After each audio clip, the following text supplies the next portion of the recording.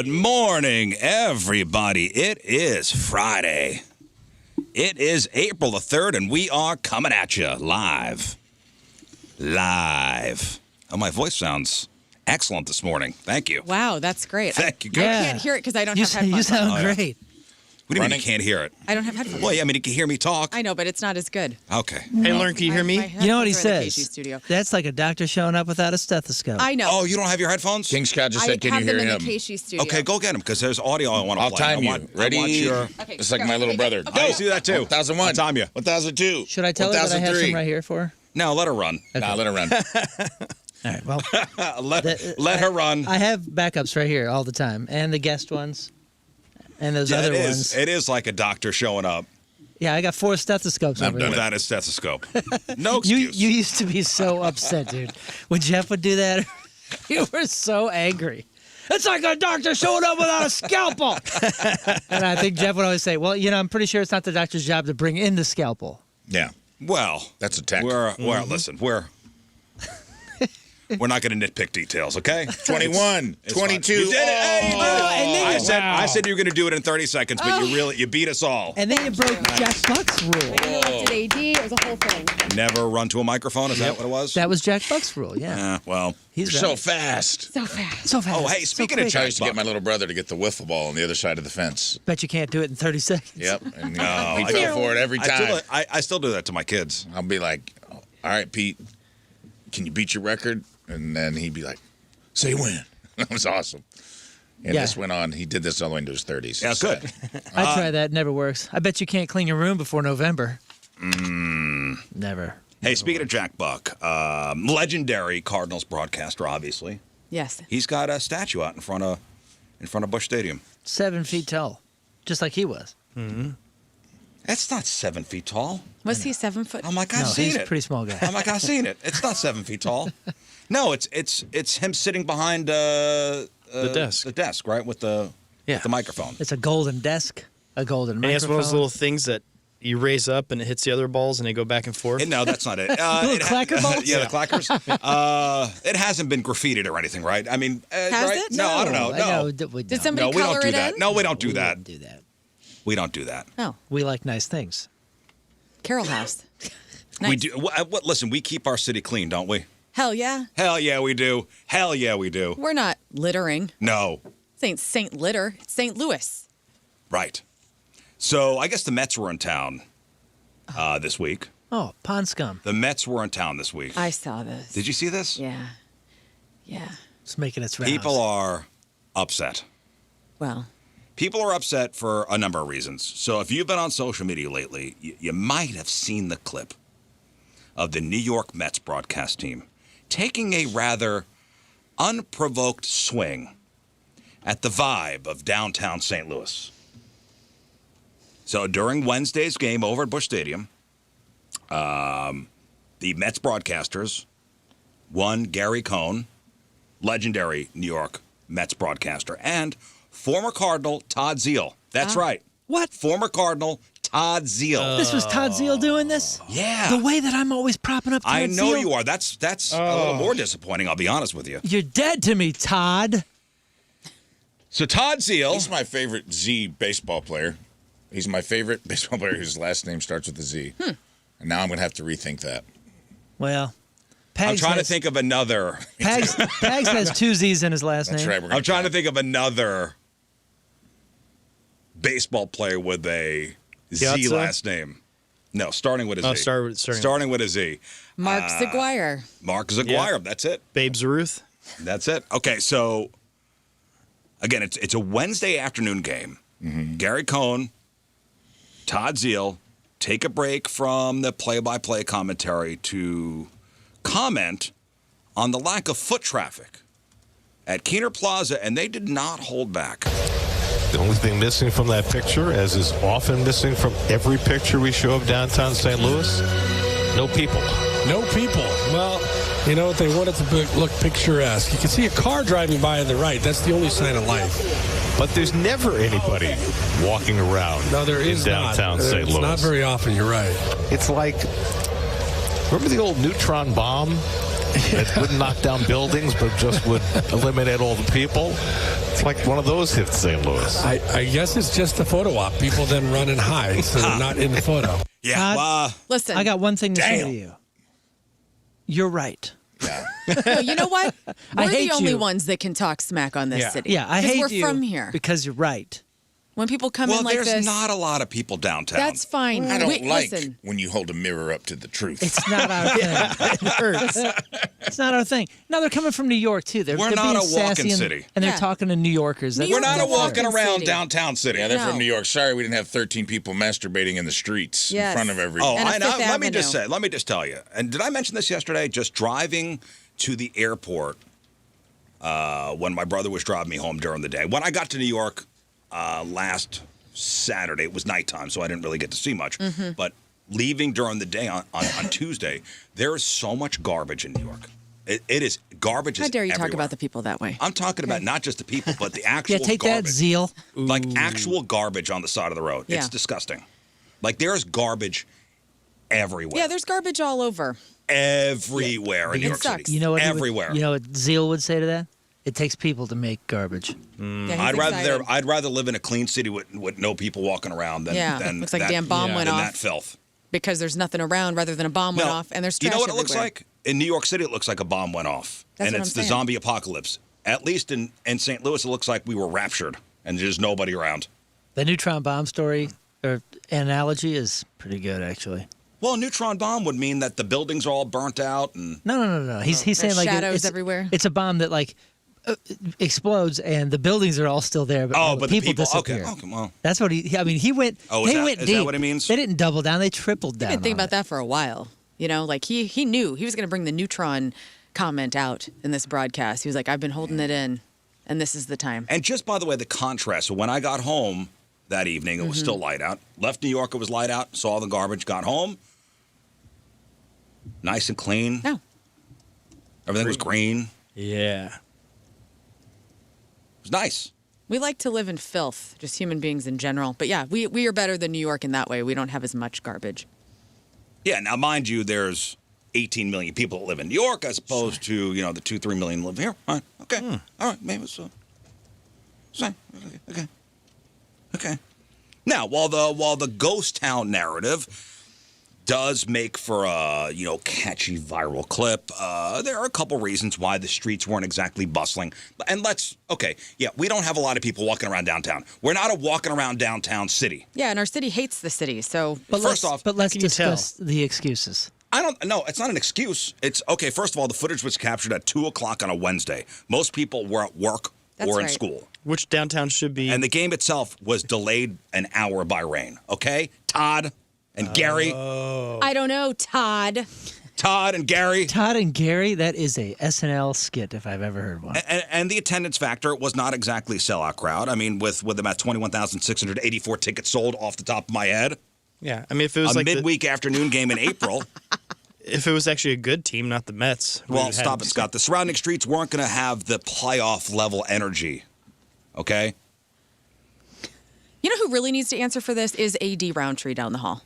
He's a huge Mets He's fan. a huge Mets fan. Who's the guy that was on Seinfeld that was a Mets player and a Cardinals player? Keith Hernandez. Keith Hernandez. Keith You know, Hernandez. he was He's like, obsessed. He was like born in England though, so he's supposed to be He lived in confused. Queens, though. I don't care. He's supposed to be confused about baseball. Hey, you're talking about AD, not right, Keith 80. Hernandez. No, Oh. 80. That's why he would be a Mets fan. You know, He's just a big Seinfeld fan. I think he only likes Keith Hernandez because of Seinfeld. We both lived in Flushing, Queens. Okay, well, AD and I. what, you have to like Keith Hernandez if you lived in No, Queens? I mean, the Mets played in Flushing. Oh. Or the Mets play in Flushing. He's a very handsome man. so you're supposed to be a Mets fan, I'm not a Mets fan. Yeah. I'm a Yankee fan. a traitor. No, because my last name I thought you were a is- Cardinal fan. Oh, What the just hell's wrong because your with last you? name is associated with a former Yankee, you are a Yankees fan? Rizzuto. Who was a relative. I mean, and I grew up with my family being. Did you get to meet him? Whatever, bro. He was your uncle? That's not how baseball works. You're supposed to be a Mets fan if you're from. Oh, okay. Rob Rizzuto? I'm sorry. I didn't. I'm sorry. I don't know the rules. I don't know the rules. But you just said that's why AD was a fan, because he lived in Flushing, which is also where The Nanny took place, right? You got that going for you? I just figured love this the out. Natty. I love to. Oh my God, me too. Fran Fine. She's the I'm best. sorry, Fran Fine. Fran Fine. Fran Fine, the nanny. It looked like your mouth I was could running relate. off of your Fran face. Fine. They just were together like at Broadway the other day, and he was great. Oh, okay. Not to like hijack this conversation, but Anyway. she's gorgeous. Anyway, She is a hottie. You're upset. This really upset you. I feel it. what they said? Yeah. I don't know. I got kind of mixed feelings. Oh, Maybe after coming from New York City and seeing how trashy it was, and then coming back here and then having these two I love that. talk crap. New York City is like the best city in the world, and then we just like trash all over it. You know what I mean? Like, Over New York City? yeah, I mean, it's fine. it's not fine. We need to do better as a people. Like, take What do you mean? It's like living in a cage and you just poop all over the place. That's what I think of when people Where are am I like supposed to throwing their poop? litter. If you got me in a cage, where am I supposed to poop? You poop That's in a the good corner point. like a good boy. And you, That's what no, you do. you know what you do? You put your poop in the garbage. Exactly. That's what you do. Yeah. You pick take up a your poop big and hand it to the dump bar? in a But you trash can. take your poop bag and you put it in the trash. That's right. Okay? I thought you back up to that Right, little bottle America. on the side of the cage and you poop in that. You don't That's if you're a bird. kick it down the sewer either. That's right. You pick it up Because that goes to the dolphins. and you put it in the receptacle. Because you're an okay? adult. Right. And a man. And you care about where you live. That's right. Thank you. Tell me I'm wrong. Last person who was in New York. Go ahead. Side of the road. Garbage everywhere. Garbage everywhere. And the place stinks. It smells like garbage too. Ugh. What do we smell like as a city? Okay. It Marijuana smells like gunpowder. donuts. Okay, fine. Okay. Okay, fine. We've got all right. Okay. Hey, all right. it does smell like weed everywhere you go. I know. Oh, in New York, it does too. I mean, it's very have bad. you even driven Highway 70 recently? I have, The whole yes. highway. It's like people It are does dropping not. weed. the Brother, I'm not On kidding. 70? When it really does. I'm not kidding. I know that sounds dramatic. When you drive on 70, you smell weed. And when you take 40 and you're going into Illinois, it smells like Yeah. marijuana and everywhere. 40, as soon as you turn onto 170, it's just like a bubble of Yeah. weed just formed. I have not. Well, I We got don't weed travel pockets. 70 much. Oh. Because I'm scared. Anyway. Of the weed? What? Yes. Yes. Yes. Don't do drugs. Okay. Also, rolling gunfire. Okay, fine. I'm safely tucked away in West County. It's nice We out there. know. I'm driving down. Okay, I go the airport quickly to 270 as quick as I can. Right. 270 south. Get off at 40 going west. Oh, I'm going through the valley. It's so green and nice and Yeah. manicured. No trash. Rafe still hasn't slept in 3 days because the city sound machine isn't I know. isn't on in the background. Yeah, I've had to put on like platoon and American history. Full Metal X. Jacket. Yeah. I just had to have like some gunfire, and it's upsetting. It's so quiet. Just to put you out.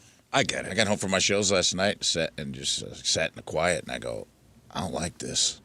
You will. And then I put on some, You will. First Blood Part 2. You just put went right to sleep. No, you did. You on repeat. You had the shootout from Heat. Yeah, Listen, man, I you found went, it. I looped it. I found a YouTube loop of the Heat shootout. Of the Heat shootout. Slept like a baby. you 12 went cold, hours. You went cold turkey, dude. You're gonna sweat for a Yeah, little bit. you're right, You're gonna man. sweat for a little bit. That's but right. in Yeah, the end, YouTube video of 12 hours of Heat on repeat. Yeah. Just the shootouts. I was just drinking. I was just staring out the window and being like, are any of the neighbors going to do fireworks for no reason? not until St. Charles. Guess not. Well, while the New York crew was Can't even busy, hear a just domestic dispute in the distance. It's upsetting. while the New York crew was, critiquing our, city urban planning, the Cardinals were busy winning the game. Okay. That's right. Okay. Suck on that. Okay. 11th inning walk off from Mason Wynn, who proceeded to get into a car accident after that. That's fine. Oh no. Really? Yeah, he got into a car accident after the game. He was, his roads were wet. So here's proof there's other people. He got in an accident with how many? I think it was a solo accident. Okay, well, that guy. That happens. Well, thank goodness no one was hurt. Don't ask about details. That's good. I am completely out of the loop, but it sounds like the Cardinals have been winning. Am I? They have been winning. Yeah, That's amazing. They go Way up to to go, Detroit Cards. this weekend. They've been doing well. Red Fever is back. And your guy, J.J. Weatherholt. I love him. I know you do. His superimposed face on every photo on the internet. They just take He's his little handsome, face. too. He's okay. Oh, You don't like think he's a his handsome name. guy? I'm not like He's got a baby face. my ovaries didn't like quiver when He's I so looked young. at him. Pull up a picture of I JJ feel like Weatherholt. I'm too old for JJ Weatherholt. I could be his This guy mom. right now, okay, so it's JJ Weatherholt and Jimmy Snuggerud, the two young stars. I love Snuggerud. The two young stars we have here in St. Louis, the two young sports stars. These guys. What an investment this was. Well, that's not the right. pick of the litter, right? Look Really? at this dude. How many dads? Look at this. He's very handsome. Look at this beautiful specimen of a Couldn't he be human Neil McDonough? being. He's got Donald's fake face, dude. son? I don't know. He's not for me. Oh, he's but I so- love he's that he's so perfect talented, looking? and I wish him the best. I got people tagging me in JJ Weatherholt posts because they know how much I'm a fan. It's cool. I mean, he's kind of. He's got cute dimples. Dude's got dimples. You know, he looks like a little like Bruno Mars. He's got a Bruno Mars face. Yeah. Kind of perfect. You know, is it Neil McDonough or however you say his name? The guy, he has like the piercing blue eyes. He's in a ton of like every action flick, Justified to whatever. He looks like that guy. Really? Also, looks like he just unfollowed Learn. So, Oh, shoot. dadgummit. Whoops. Oh, yeah, that guy. You think that guy looks like JJ Weatherholt? like his son. I don't know. Look at the eyes. They're got the Hell, same Neil jaw. McDonough? Yeah, they both have them. Scott needs to see an eye doctor. It's fine. It's all right. You're so like the same hetero. smile. That's cool. It's all right. It's This guy okay. looks like Mario Lopez more than he looks like that No, he's got- albino blonde-headed actor. He looks like the guy from Goodfellas, Ray Liotta. We don't JJ Weatherholt does? No, he doesn't. No, the other guy, Neil McDonough or whatever his name is. McDonough. No, that's. Look, he's handsome. He looks like Bruno Mars. How old's JJ Weatherholt? He's in his early 20s. Yeah, Probably no, 22. No thanks. Too young for you? Too young for me. I draw the line. Let's see. I'm 41. Double You got your the age cougar minus energy 7. going. I would probably date a guy who's Yo. 38 And then show Jimmy up Snuggerud. to like 51. There it is. 38. Everybody else, you're out. You're out. Okay, that's Who's not that? that's not a great Who picture. the hell's that? That's Yeah. Snuggerud? Why is it the sports photographers sometimes just make these guys look as dumb and oafy as possible? He needs some freaking I know. moisturizer on that But face. these two kids, how many dads out there were like, please marry my daughter? Oh, yeah. Marry my daughter. There you go. He's a good-looking dude. Good looking guy, right? He's cuter. Yeah. Jimmy Snugs? And I love his name. Lawrence Snuggerud. Let's get married. Okay. Lauren Snugs. L Snug. Tim, you're That's out. it. Tim, you're out. Tim, Snugs you're is in. out. No, I'm just saying. I forgot Gary what you Cohen were and just Todd saying. I just heard the Oh, that's faint it, sound yeah. of a rocking chair being smashed in Ellisville. Oh, yeah. Taking an axe to it. Dang it. Yeah, Tim just took an axe to your 41st birthday present. He is off work today. He's probably doing that. You're going to come home, there's going to be fire going. You're, Oh, yeah. where'd you get the wood from? Oh, don't worry about My it. heart. Where's my rocking chair? Why don't you have Snuggerud build you a rocking chair? Listen, if you've been bragging to your out-of-town friends about how great life here in St. Louis is, I know you all do. And you know what? I honestly, when I was with all my cousins and family, I was bragging on St. Louis. Good for you. I was. I love it here. I'm not just saying that. You know, I do truly love living here. My neighbor's son was home yesterday, and we were talking home improvement style across my fence. And he's from Chicago, and he was like, yeah, I came home because the weather's just better here. He's like, it was 30 degrees when you guys had like 80-degree days. Oh, He's in like, "This Chicago? could-" Yeah. Oh, dude. So we're talking, colleges and everything. And you got to remember the college season is the freaking winter. So I kept telling the kids, she's like, Chicago's great. And I was like, Chicago's one of the coolest cities on earth. I'll never be there in the winter. And you shouldn't either. I keep telling Sam, I go, you're looking at these schools, nothing north, because Dad ain't coming up. yeah, I was like, you That shouldn't ain't be coming up there. You ain't going to like it. We have a dear friend whose daughter's going to Iowa. And I go, oh, boy, you better get a down coat, because Yeah. it is cold up there. in the No winter. trees. That ain't too much different than here, man. Iowa in the It's winter? too flat. Oh, it's cold. Well, it's in that it's weird- cold and windy. I get it, but It's cold. That weather, whatever that is, that system up there. where are they going? University of Iowa. Is it the Hawkeyes or Yeah. something? Yeah. Anyway, so St. Louis just snagged a spot on livability.com's top 100 best places to live for 2026. Yeah, we made the top 100 best places to live. That's right. Now, mind you, we're number 92, which is at the back end of the list, but we still made it. We were recognized as one of the top small to mid-sized cities in the country. So why did we stand out? There's a lot of cities in this country. Yeah. Hundreds of cities. We're in the top 100. So why did we do well? And yes, it's to be in the top 100 is good. So the big one here is, and this is the way livability broke it down. The big one here for us is St. Louis is one of the only cities in the U.S., basically us and D.C., where you could hit the zoo, the art museum, and the science center, and the history museum, and not spend a dime on admission. Also, with over 100 parks and a massive 600-mile network of regional trails, this city got pretty high marks for being a place where you could actually get outside and move. Plus, in a world where the cost of living feels like it's constantly climbing, St. Louis was praised for offering culture and character without the soul-crushing price tag of the other major hubs. And the list was put together by analyzing nearly 100 different data points, everything from safety and education to health and housing. It's designed for people who are navigating the new normal of remote work and the changing economic vibes. So, Champaign, Illinois, that was number 69. Columbia, Missouri, 74. And Springfield, Missouri, got number 85. Really?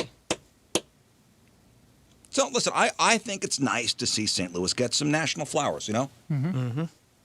Especially after that Todd Zeal incident. Todd Zeal, you're dead to us. Yeah, everybody tweet that article at Todd Zeal or whatever. Yeah, remember that debut home run? Well, it just got scratched off your stat sheet. Bye. But that's the reason, though. What if that's how he broke the top 100? Like, the parking downtown is wide open. Easy to walk around. Ample parking downtown. No hassle. You get into the arch pods within 5 minutes of arrival. By the way, the top city was Huntsville, Alabama. This is a cool town. That's interesting. That's number one. Huntsville, Alabama was number one. That's a NASA town, dude. When I do the club down there, the Stand Up Live, it is always surprising to talk to people after a show because, to be honest, when you go to Alabama, you may have some preconceived notions of what the population is going to look and sound like. And it's an interesting... Is Huntsville, is that they call Rocket Town? I think so, yeah. It's like it is... There's a nickname for it. Is it Rocketville, Rocket Town? What are you talking about? Huntsville. Huntsville is... I think you're right. Something to do with space. I would say Rocket Town would be... Rocket Town or Rocketville? That's Houston. Yeah, the Rocket City. Huntsville, right? Yeah. Rocket City. Rocket City! Yeah. And they have all the old rockets they built and stuff. It's yeah, really it's cool. Yeah, that's number one. It's a neat city. Brenda's shocked they didn't mention the trolley in the article. You're right. Huntsville, Alabama's number one? Huntsville, Alabama, yeah, number one. Fascinating. Livability.com's 100 best places to live. Huntsville, number one. So we go, probably about once a year, and I'm interested. I'm gonna look around a little differently. Look a little deeper. Don't just look on the surface. Dig. Okay. Dig down when you get there. All right. Yeah. I mean, they got a Chipotle. Okay, listen, I didn't make the list. Not a Chipotle. I'm just trying to think it through. It's NASA headquarters. There's all kinds of engineers and scientists and. Yeah, I know that they have a lot of, very smart people. Yeah, imports that they have down on the base. Was this list written by nerds? Maybe. It's kind of a cool city the way it's laid out too. Now let me ask you this question, Rafe. Yeah. Now, as you're now in the county, and you've been living in Creve Coeur for a week now? Not quite, but yeah. Okay. Since Sunday. When's garbage day? Wednesday.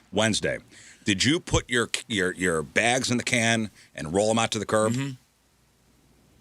And when you lived in... And I got a text from Waste Connection saying, we're not going to make it by to pick up your trash today. That's happened. I get like a little... You guys get that? You don't get that in the city, brother. Yeah, we get an email. Well, you get an email saying, we're running a day behind. Yeah. I feel like that happens a lot. It's the holidays. Hey. Could be extending circumstances. I don't know. It's all good. But in the city, you just take your stuff behind the alley, right? Yeah. And there'd be an alley dumpster. And it's a treasure trove of what's going to be back there. Right. Are you going to miss that? Are you going to miss going into the alley? Yeah, I miss seeing that someone just threw a sofa into the dumpster that's supposed to be for the entire block to use. Right. Or someone's like old mattress that looks like a treasure map of sweat and disgusting bodily fluids. Yeah, just that'll just sit back there because the trash people are like, no, thank you. Yeah, when I lived it's not big trash pickup, so they just leave it Sometimes there'll be a couch in the alley for months before it finally just disappears one day. When I lived in South City, we had 2 dumpsters for the street in an alleyway next to the row of houses, and you never know what you'd find back there. A little magical adventure. It was every time. If you open up that dumpster lid to throw in your bags, who knows? Sometimes there were people in there. Who knows what's in there? Yeah. Could be people. Could be animals. New cat. Don't know. It's magical. Or somehow somebody wedged a sofa in there and ruined it for the rest of the people. Or there's like 37 unbroken down boxes where I'm like, man, that would have taken you. Took up the whole dumpster instead of breaking down. My favorite is, why are there so many paint cans in here? Yeah. Well, this room isn't going to paint itself. Clearly somebody's coming with a truck in the middle of the night and unloading stuff here. Yeah. Oh, yeah. I've caught people doing it in my yard where I see somebody just pull up, kind of get out, look both ways, and just start throwing stuff off the back of a pickup truck. Well, I'm bringing this up because if you live in St. Louis, you know the alley dumpster is a staple of city life. But a new mayoral task force says it might be time to ditch the alley dumpsters for good. In a draft report released this week, experts argued that those big shared bins are actually the biggest hurdle to getting the city's recycling program back on its feet. And the report here doesn't mince words. The current dumpster system is a bit of a mess because the bins are shared and tucked away in alleys. They've become magnets for what? Illegal dumping. They had to put together a task force for that? We could have told you that. Even worse, it's far too easy for trash to get mixed into the recycling bins. Now, when alley recycling started about 15 years ago, the city actually made money from the materials. But since 2018, when global standards for clean recycling got much stricter, St. Louis struggled. And during the pandemic, things got so bad that over half of what was collected in the big blue bins were rejected by processors and sent straight to the landfill, costing the city extra money in the process. So the task force big recommendation is to move everyone to individual plastic roll carts, similar to what about 20% of the city already uses. That's good. Carts would be assigned to specific homes. If you want to keep throwing trash in a recycling bin, the city could skip your pickup or give you a warning. Cities like Cincinnati and Buffalo use roll carts and manage to recycle about twice as much as St. Louis does.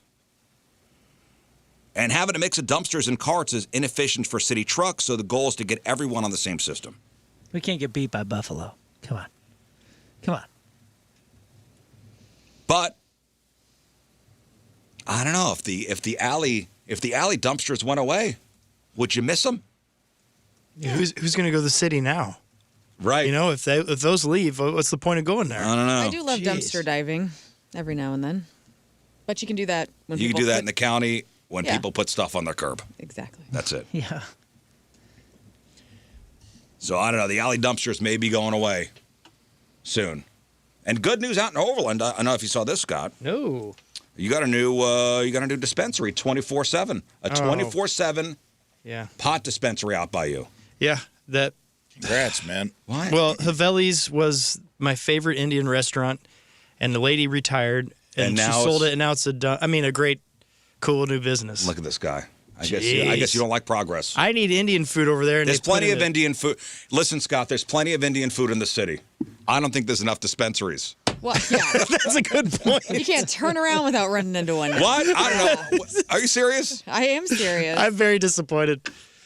I hope it quickly changes back to an Indian restaurant and they just leave town. I wonder about this with our audience. Do you have are you dispensary curious, or do you find the one and you stick to the one? Because I have one and I stick to it. I stick to that brand, around the city whenever I need to get my gummies, and I stick to it. And I wonder if that's weird. I'm sure Are it's like people if somebody going goes to- around? Why do you stick to it? Proximity, incentives. They give you You got a go to the point Schnucks system? nearest to you. You go to the dispensary nearest to you. I know, that's what I mean, but is that the same, or am I just old? I don't know, and that's man. an I old got my person thing? favorite bud tender over at Suede in Overland. I really do. And I just like it because it's Crystal cute. hooks It's it got a up. good product. Its price points are within I don't know. Josh, who's got the needs. white guy dreads and wears a drug rug, is my favorite at He the is Suede my in Ellisville. favorite. I love him. Oh, man. That's what we envision, and I don't think it's like that at all. It is. You think think When so? I- That's a 40-year-old bud tender. They're all like 22. When I went to I've only been into a dispensary in the area once. Square. No, I'm kidding. I know. I was very uncomfortable. That's fine. I didn't like it. Yeah, you went back to the alleys in St. Louis to get your That's stuff. right. That's right. You're like, I need to go back to where I still belong. like my weed keistered. Yes, it's important. That's fine. That's Call it old school. Amen. You like a bunch of seeds in your. I'm seeds and stems, keistered. Of course. If you didn't crotch it with nothing but a thin layer of Ziploc between your chode and the bag, then are you even Are smoking? you No. even smoking? I like to Exactly. work a little bit for my weed. Yeah. Nah, it's probably like reward. There's like reward programs, I'm sure. Oh yeah. And there is. You know. People stick to that. Well, so I guess this new Suede in Overland on Page. Do you have a rewards card? Can you imagine? Can you imagine your dad's friend Jeff that used to sell you weed? I got 100 bud points. Budlands. Oh, it says here you're 2 ounces away from free entry Purple nurple. It's so to true. a trip to Amsterdam. I don't like this. Jeff's upset. Yeah, for sure. No, I went into this dispensary, and yeah, I'm square, fine. So you go in. Have you been into one? Yeah, I've been in one in St. Louis. I've been in one in Denver. Okay, you give your license over and to somebody in the booth, Yeah. Unlock the and door. then they enter your information. Yeah. So the FBI has it, and then a door opens, and then it's somebody with an iPad going, "Hey, I'm I'll be your butt tender today. What are you looking for?" I don't know. What do you got? I think it's funny going in there. It's like a little museum of weed. Yeah. Because they got all the little buds, and then there's a magnifying glass you can look up close. I'm like, what is this? Just give me my sleeping aids. Come on, like man. a secret door opened. Did you I say? know. Did you say? I'm just browsing. I'm just wandering. This is more of a body high. Right. Well, it is. This is a hybrid. It's like, are you trying to like see gnomes, or are you like trying to chase them? Just I don't know, saying, man. Because if I you just- wanna I wanna chase get them, high you're- and watch. you're gonna I want- want you- to get high and watch a Grandma's Boy. You're gonna want okay? to lean sativa. If you just want to sit and watch them, you're gonna want the indica. And you're Well- going to want to make sure definitely to join our high spenders club. Yes. Yeah. Isn't it all though? Do they do credit cards or no? Some do. Some do debit cards, yeah. The one that I was at, only cash. Really? Yeah. Yeah. Well, I Sometimes didn't I know Or that. debit. Or debit. That one in Denver, dude, it was like I was in the Alpine shop, man. And I was like, wow, look at this place. It was all wood everywhere. I mean, they had one of the coolest, most expensive looking build outs of any shop I've ever seen. It was gorgeous. Yeah. I love that. Well, this new one in Overland, the Suede Cannabis in Overland, it's 24/7. It got a pickup window. So if Good. you're Good. Scott, listen, if I'm a late shifter and I'm like, man, I need weed at 4 a.m. That's true. Okay? What What am I That's supposed what's your problem? Yeah, well, We could have a 24-hour Indian restaurant, and now it's not. oh, was it 24 hours? No, I wish. But it was This is so not, good. well, this is 24 hours. So good. It's This not is their the first fault of she its retired. kind. First, Suede says this is the first setup of its kind in the region. 24/7 pickup window. Well, good luck Hey, to in, them. in all honesty, positive for Overland is the tax revenue, man. That's why we voted for this Yep. stuff. And I will say this. The building they did a great job on the upgrade. It looks way nicer than the Yeah. old building. There you go. Well, Two I'm waiting- positives. I'm waiting Two for all those positives. potholes to get filled. Yes. Literally by the pot. Here we go. Here we go. Ready? Potholes. Let's go. Fill Is that no what they're holes. using the money for? I mean, possibly. I mean, that's why we voted for this, is the tax revenue. Would you like to round up? Round up for potholes? Would you like to round up to help potholes in need? Yes. Yeah, sure. Is your name Desi? Yes, it is. Why not? No, I'm curious. Where does the Missouri pot revenue go? I'm looking it up. Straight into the governor's pants. Oh, it's not Into his back to the pants, people. yes. Yeah. It's not the municipalities? Like Overland's not going to get tax dollars for that? I think some municipalities put their own little tax on it. So I think the state gets their cut. I think the county gets their cut. And then I think the municipality gets their cut too. Oh, man, I sure And they hope sit so. crouched down over a coffee table when they're dividing up the money and kind of splitting it up. You know what I mean? Like 6% over here. sales tax. I 6% sure- state sales tax.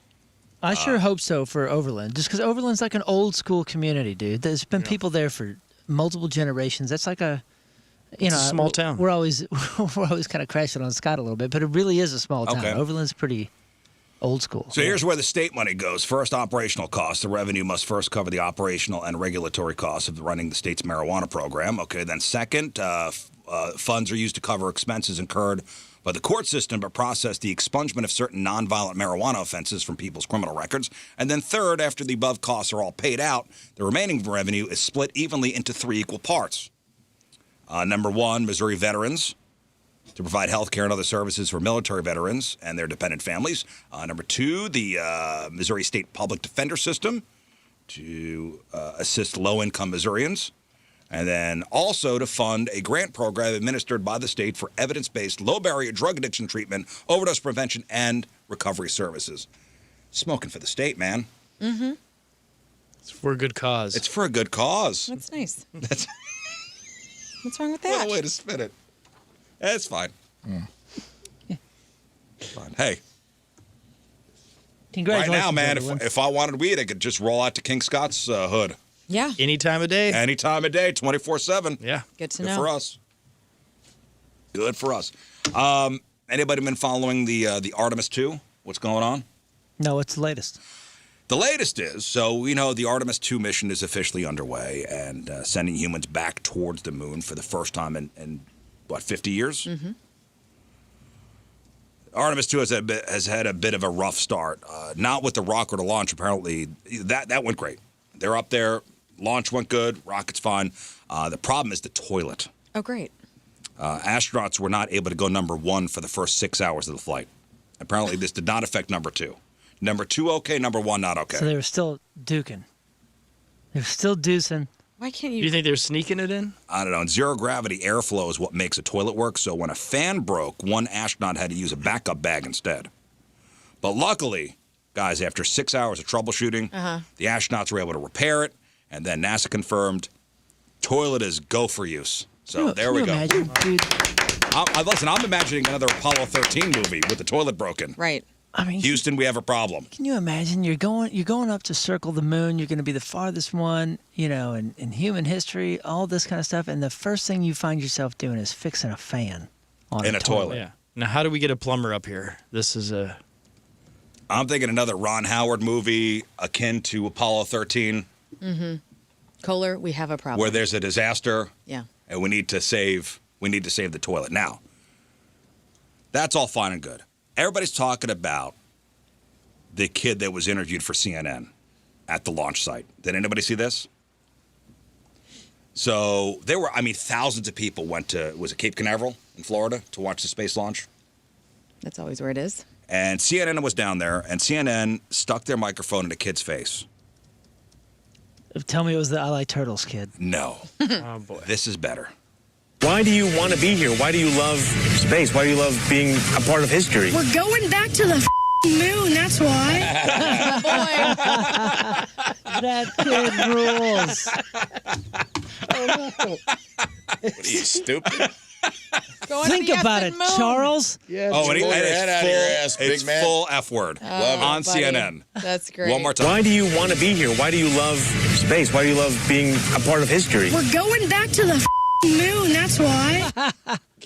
My son. What'd the guy do when he hit that? That kid immediately flicked a cigarette, Walked away with 2 blew girls. smoke in his face, Yeah. and he's like, Get "Get outta your here. head out of your ass." Get out of here. I could fix that toilet. I don't know, man.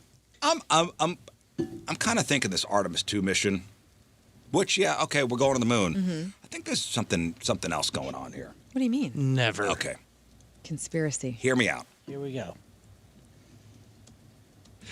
I think this is a way for the government to officially introduce aliens to us.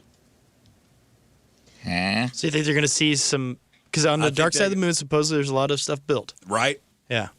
But I it's- think- Oh no! I Wait a think second. the Did you just government- tap into something that Scott already believes? I think I the government know. knows, right? Okay. Wait.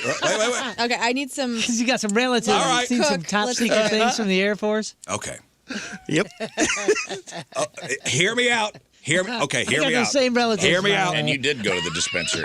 Hear me out, guys. This is way too close to home, by the way. Okay, so NASA is publicly framing this Artemis 2 thing as a critical test of the Orion spacecraft's life support systems. So when we eventually do send somebody up to the moon in what, a couple years? Yeah. They're seeing right now if everything's going to be okay for that. Okay. Here's what I'm thinking. This is a calculated step towards what we would call contingency disclosure. So the most significant aspect of this Artemis 2 trajectory is the loss of signal window. So as the Orion capsule passes behind the moon, it'll be physically shielded from all Earth-based radio interference and surveillance. It's the only place that they won't get cell signal. So this silent zone is the only location in the inner solar system where a high-level diplomatic rendezvous could occur. Yeah. You think they're going over there to just talk it out? Yes. Yes. Hey, y'all been hiding on this dark side of the moon for quite some time, and This is what's going to happen. These 4 pilots, astronauts, are representatives of Earth. Think about the diversity. Oh, yeah. We got everybody. We got a woman, we got a guy, we got a person of color, and a Canadian, right? Wow. everyone. The whole, guys, nicest. it's Everyone represented. Everyone is represented, yes. And they all speak Everybody, these are the diplomats we are sending to rendezvous with the aliens on the dark side of the moon, where there's Okay. no interference. Hear me out. Hear me out. Right? No cameras, no signals, No toilet. no bugs. Toilet's fixed. It's fine. This is the only place where they could be private and do this thing.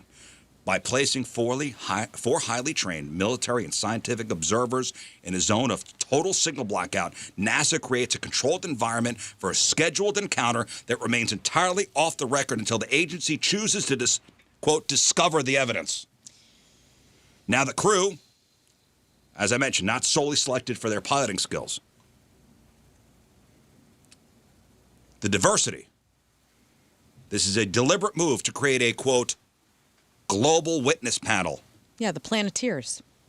Captain Planet, If dude. NASA intended to introduce a non-human intelligence to the public, they would need a crew that represents the broad cross-section of humanity to ensure the discovery feels universal rather than American.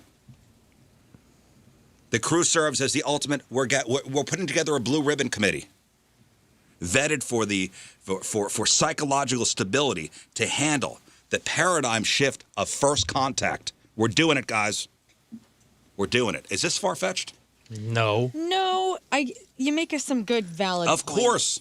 Dude, if this Not was the of 90s, course. I would think that this is a perfect theory. Listen, this aligns with the recent declassification of the unidentified anomalous phenomena reports by the Department of Defense.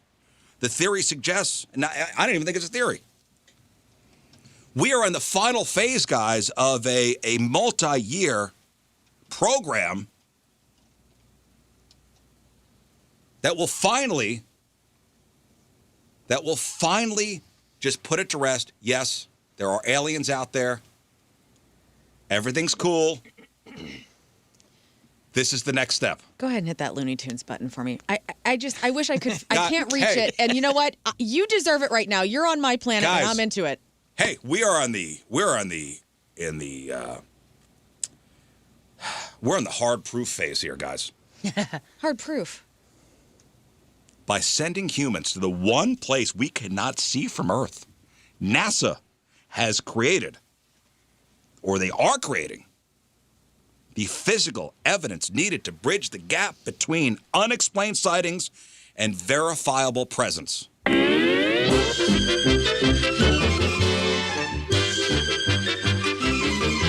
Okay.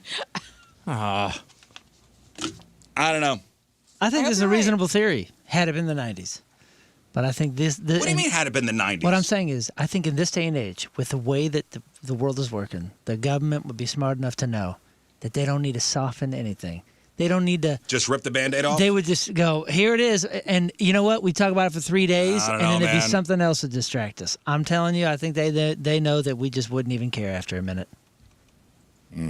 No need for all this pomp and circumstance, this dog and pony show, this easing us in, this KY, if you will. 618. They're not going to the moon. They're going around the moon. Yes, yeah. thank you. Okay, thank you. Oh, okay. Hey, you're not going to the moon. You're going Yeah, around no, it. they're going to the moon. They're just not going to land on the moon. They're not going to land on the moon. They're going around the moon. You just don't have They're all going to your orbit the facts moon. straight. Yeah, they're gonna slingshot. The slingshot. My mom dropped me off at the parking They're going lot. to slingshot around it. Thank you. Thank you, 618. I just want to see him get through the Van Allen belt.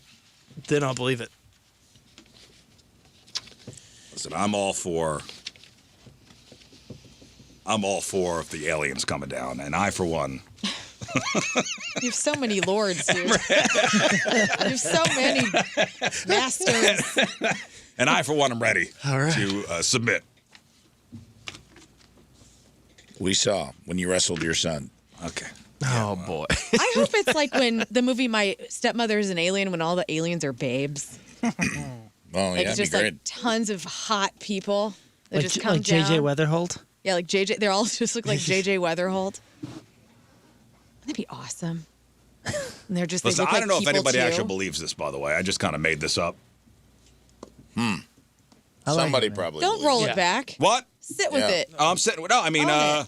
King Scott's been talking about that exact theory for have you years. I mean, Have you, Scott? you know, it's possible. Bits and pieces. There's definitely stuff built on the moon, so something's up there. I just don't want them to advertise on it. That's the only problem I have. You start hearing about people wanting to put their crap up there. No, I There's like tons Rave's Maybe of it's- theory. out. It's going to be a Zin I advertisement. believe it's Oh, going to yeah. be a giant Zen can lid. I hope not. When we look up, it's $1 billion wintergreen. industry.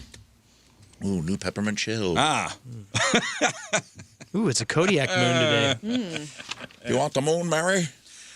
there's this new. I think we talked about this not too long ago. Speaking of space, there's a startup called Reflect Orbital, saying they want to deliver on-demand sunlight when it's dark out. I think we did talk about this, but this sounds like science fiction, but it's real. So basically, they want to send up thousands of satellites with giant mirrors, and those mirrors would reflect sunlight down to the Earth at night. So all you'd have to do is open up an app, drop a pin, the sunlight will arrive to your location in 30 seconds. That's so crazy. How much would that cost? I don't know, but the company is aiming even higher. Here's what the CEO said. We're trying to build something that could replace fossil fuels and really power everything. So basically, it'll be on your solar panels, light Yeah. 24 hours a day. Got my Ameren bill the other day, $9. Wow. Wow. Wow. Must be nice. Yeah, the idea is to help solar farms keep producing energy after sunset, but there are also there's some critics. Scientists are warning that the extra light could confuse animals and obviously disrupt our sleep. And some researchers say the math doesn't add up. They're saying it could take thousands of satellites just to match a fraction of daylight. But this Reflect Orbital's first test satellite could launch later this month. That's wild. Yeah, like I understand how, I mean, if I wanted it at my house, but can you imagine you're trying to sleep and your neighbor's got I sunshine know. on their house? I I'd know. be so mad. Get out of here, Yeah. Frank. Dang it, Frank. I'm trying to sleep, and he's got sunlight He's on like your house. out with one of those tanning reflective things. Oh, yeah. Yeah. Yeah, the little fold up The accordion. mirror. The mirror accordion gets you all bronzed. mirror. Hey, with Easter coming up, is anybody getting Easter candy? Yeah, you buy we, Easter candy for the kids? yeah, we do the Easter candy. She also does Easter gifts, which was the Cute. thing we were talking about yesterday, which I guess is like a more standard thing. I mean, I didn't get none of that kind of stuff. Oh, we So, got gifts when we were. My mom put together very good Easter baskets. Yeah, so did mine. Easter basket. Yeah, we would get the chocolate bunny. We get one toy.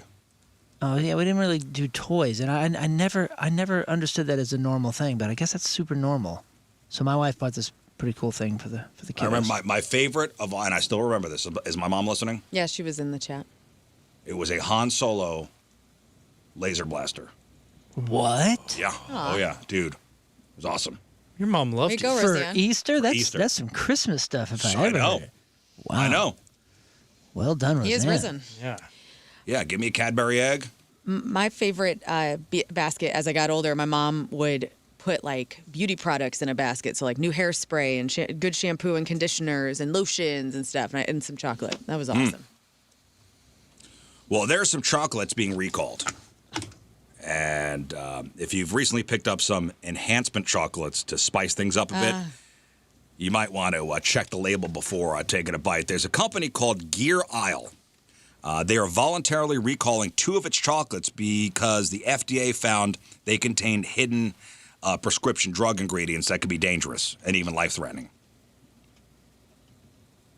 So the FDA discovered that these chocolates contain tadalafil, which is Viagra, and the other drug that makes up Cialis.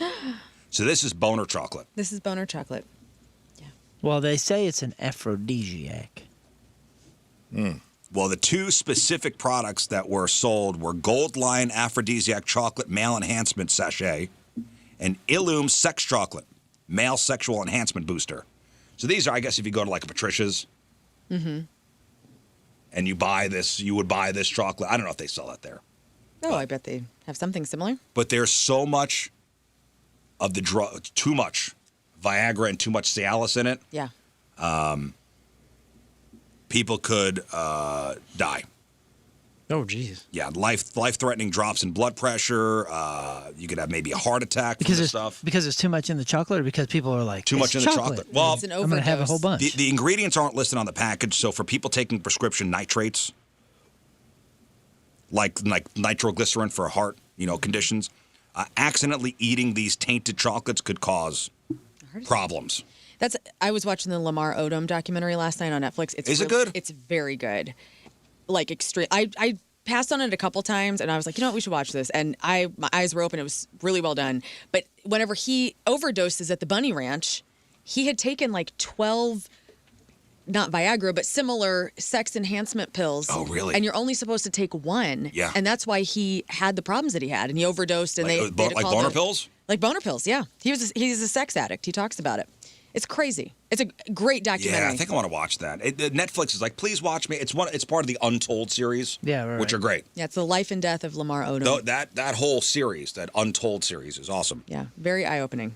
So he overdosed on boner pills? Yeah, I mean, he obviously had like a cocaine addiction as well, but you hear from the guy who owned the Bunny Ranch about how when they called it, like one of the women that he was sleeping with, he stayed there for $75,000. They rented out like this back trailer, and he just had like a ton of women with him, for like a couple of days or however much it cost. He had his own trailer at the Bunny Ranch? Yes. Well, they had like a private place for like people that were celebrities, I guess. And so he overdosed and like went unconscious. And he is 7 feet tall. And so these little women that were like with him for that whole time called 911, and he was hurting them?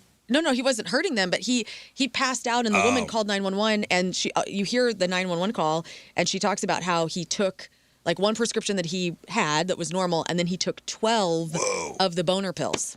And you're only supposed to take like one every 24 hours. So it's crazy. I remember the owner of the Bunny Ranch, and I think he's gone now, Dennis Hoff. Yeah, he's in it. Is he in this? Well, there's like throwback. Yeah, he's I think deceased, but I got to interview him once, and he goes, hey, if you and your wife ever want to come out, free. Wow. He was that guy.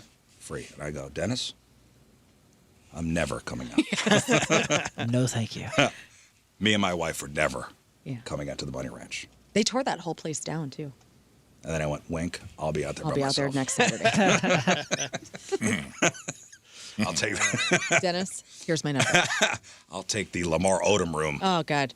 Well, and I won't ruin it for you, but there is some it's very fascinating. I know, because when I was watching the preview for it, it was like Khloe Kardashian was on it. I'm like, I don't need to watch another Kardashian joint. I get that, but I think you'll come out on the other side having a different opinion of her because there's some real stuff that she goes into where she is not BSing. You can tell there's footage. Honestly, watching her on the trailer turned me off too. Yeah. I get that, but she's not in it that much, and I think you'll really have your eyes opened. It's good. And I had a new respect for him, too, because I remember when everything was going down, I was like, God, this guy sounds like a terrible person. And because, I mean, the stuff and his father was terrible, and what Lamar Odom did to his children during all of this mess, and like he's got kids, from a previous marriage. It's fascinating, and we'll give you a different perspective of everybody. Okay. All right. Here's another follow-up story. And we brought you this story, I think last year. 28-year-old guy from Modesto, California, Christian Solario. I don't know if that name sounds familiar. He was just handed a prison sentence of 6 years and 8 months the absolute maximum under California state law for what he did. So he broke into a house back in, I think it was February last year, and this was a woman he was stalking. So he was stalking this woman, broke into her house, and when he met her, he became completely infatuated with her. He was obsessed with her. He would show up at her workplace multiple times a day. He would loiter outside just to catch a glimpse of her. So he tried asking her out repeatedly, even sent her a letter about wanting to take her to Mexico. Despite clearly not being interested, the harassment of this woman dragged on for weeks. So things took a dark turn. He watched the victim's house, this woman's house, waited for her father to leave before breaking in. The woman eventually woke up in her own bedroom to Christian sucking on her toes while she slept. Oh, no, another one of these. No, this is the one that we talked about. Oh, it was? Okay, This good. was he was just sentenced. I see, okay. She woke up and her foot was in his mouth and he was sucking on her toes. Yeah. He broke in just to suck on her toes. You guys ever suck a toe? No. Not on purpose. I sucked a toe or two. Okay. Yeah, does Rafe count? Yeah, Yeah, you did suck on Rafe's toe. that's true. I'm sucking on your toes. The blade toe. I'm sucking on your toes. I've never had my toes sucked. Well, It's never been a thing. and here's what I found fascinating. This is a very impressive display of composure. All right, learn. Yeah. You have a stalker. He breaks into your house, and you wake up. You know, Tim's wherever he is. Oh, God. Tim's gone Tim's golfing for the weekend somewhere. Ugh. You wake up, and there's a gentleman sucking on your toe. Yes. What do you do? Kick him in the face. And then get my gun. What do you do? That is literally exactly what I'm doing. This woman displayed, an impressive composure. She managed to stay calm and talk to him in a friendly way. Good for her. She tried to de-escalate the situation until her family members intervened and chased him out of the house. So she had family nearby. Yeah. Okay. Yeah. You're by yourself, different story. She That's stayed terrifying. calm. Good for her. That's a fight or flight moment. That's a strong person. That's a strong person. Yeah.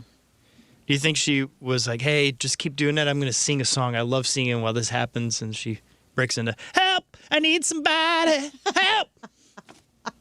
Possibly. Again, she talked him down. Sir, just take my big toe out of your mouth and we'll chat. Oh God, her calmness is amazing. So she was calm, de-escalated the thing. This guy was just sentenced to 6 years and 8 months in state prison. Yeah. Wild. Yeah, I can't imagine the trauma of waking up to a stalker in your bedroom. I think that's a good punishment for the crime. 6 years. That's good. Hoggle in the chat makes a good point. So she fawned. So they say it's fight, flight, freeze, or fawn. Those are actually like the 4 reactions that we can have to something traumatic happening. And so you're absolutely right. She fawned. She kind of took him down lightly. Just, hey, we're all good. Yeah, that's amazing. Got somebody to intervene. That's amazing. So, say what you want about Florida, but man, I think West Virginia is a state sometimes we overlook for really baffling crimes. Don't you think? Florida has its whole Florida man thing. Yeah. But there's a lot of stuff going on in West Virginia, and I think we need to talk about what's going on there. Okay.